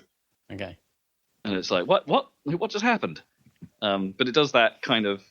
It has an audio cue when someone can see you, but hasn't yet hasn't yet realised what's going on. It sort of does this like airy sort of noise, and it's like sometimes that just triggers, and you're like, oh god, what's going on? I can't see the guy. I don't know where to run to hide because I don't know where he is. And it's like I find that really frustrating. But that's stealth, right? That stuff I can forgive. What I can't forgive is people seeing me round down corners periodically. There are some sections it's like where I'm hidden behind a wall, and then I can see the guy because of the third-person camera. I can see the guy in front of me coming up to me, and I'm like, great, I can just time a grab off this guy. This will be fine. This will work out. And he'll do the like gasp animation, stumble back a bit, and go, "She's here!" And I'm like, "What? I'm literally behind the wall. Okay. How on earth did you see me?" And it's not just humans that do that. Occasionally, the zombies I had problems with doing that. The clickers who are blind. Yeah, and can only really see in front of them when they're doing their clicky animation. They'll sit there and go, and then if you're in front of them while you're doing that, you're going to get seen because they use echolocation or something. Yeah. But I've had it with them where I'm creeping up behind them and they'll just suddenly turn around and attack me, and I'm like, what the bloody hell just happened? It's like you've got to walk extra slowly with clickers. I'm aware of that. Before anyone corrects me on this, because they can hear real good. Yeah. So just crouch walking isn't enough. You've got to crouch walk slowly. But there are times where they've just randomly turned around and been like, "You're here," and it's like, why? Why did you do that? Sounds really. And there are moments where the runners, even the ones that the zombies that can see, have seen me, across a room over a bench, and it's like, but I'm behind the bench. You're supposed to be able to see that. It just feels like the mechanics are inconsistent and break on me. And it's like, maybe that's just my experience or my interpretation of what's going on. But I've played through that entire game not really feeling like I have a grasp on the mechanics. Oh, gosh. That's, yeah. I mean, did you feel that way about the first game? Yeah, I think some of that. But then some of that first game didn't have so many irritating enemies. Like, it still had stalkers, I think. Oh, God. When it introduces the stalkers to you, the first room it puts you in, yeah, I have no idea how you do that room without just immediately starting a combat sequence. It's like, because the stalkers are super irritating because you can't really hear them. So you can't really use your superpower of seeing them through walls. Because you don't know to figure out where they are. To use the superpower, yeah. Yeah, well, yeah, you can use it, but they don't really show up on it. They're super quiet. You can only see them, little glimpses of them occasionally as they may move around or stuff like that. So your best option is to use your eyes. The problem is there's the one section it puts you in where you're introduced to them. There's loads of them, and like almost every route you have to go again, like, is covered by one. And you can see them peering around the cracks in the wall, and you're like, well, I can't go that way. They're going to see me. If I walk out in front of this area, they're going to see me. So I'm going to go around them. Like, there's this route round the back here. By the time you get there, they've moved. So they're in your way again. And it's like, okay, I can't, how do I do that? So you have to use a distraction tactic. But by using a distraction tactic, you're drawing them to your position. And unless you kill basically all of them while you've got them distracted, they're going to just block off your route again. And there are certain sections where it's just like there's only like one way through or maybe two ways through an area. Usually ending in a door that makes a lot of noise when you open it.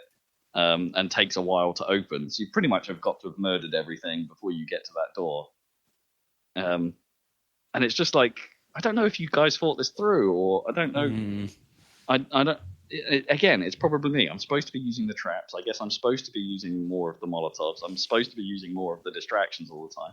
But they never felt effective enough to get the job done without me then ending up in a terrible situation. In a bind, yeah. Yeah, I've distracted you to this point. I've Molotoved you to this point. Oh, but your friends didn't catch on fire. Oh, and they can now see me. Oh, I'm in a world of hurt now because the entire room knows where I am. Oh, blimey.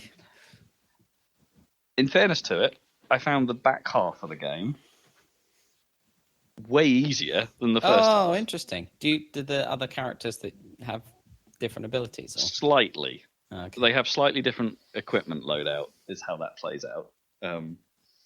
But I think that's more to do with the encounter design than it is with the loadout and your abilities. I think there's just something about that back half of the game feels very different to play. and I had a way better time with that than I did the other types. And then, interestingly enough, towards the end of the game, it's it flip flops occasionally between perspective. And when it went back, it was just like, oh yeah, this is back to the crap feeling. Oh, okay. How has this happened? Like, why is it like? Did you have two different teams designing stuff Could for be. one side of the game and one half designing stuff for this other character? And it's just like, it's weird, man. So yeah, overall, I think it's a showpiece. And I'm happy it exists, but it's not for me. Yeah, which is fair, right? I kind of knew that going into it to some degree, but yeah. I can't say I'm enthused to play it myself on that basis. yeah, I don't know. It's just maybe I just didn't get it. Yeah, but in quotes, but it's just like whatever. Yeah. Like, I mean, it's a stealth game, and I know historically I never particularly get on with many stealth games. Metal Gear Solid 5, notwithstanding. that was awesome. I love Metal Gear Solid 5. Yeah, it's one of the better ones. Yeah. I still think Zach should play that for some reason.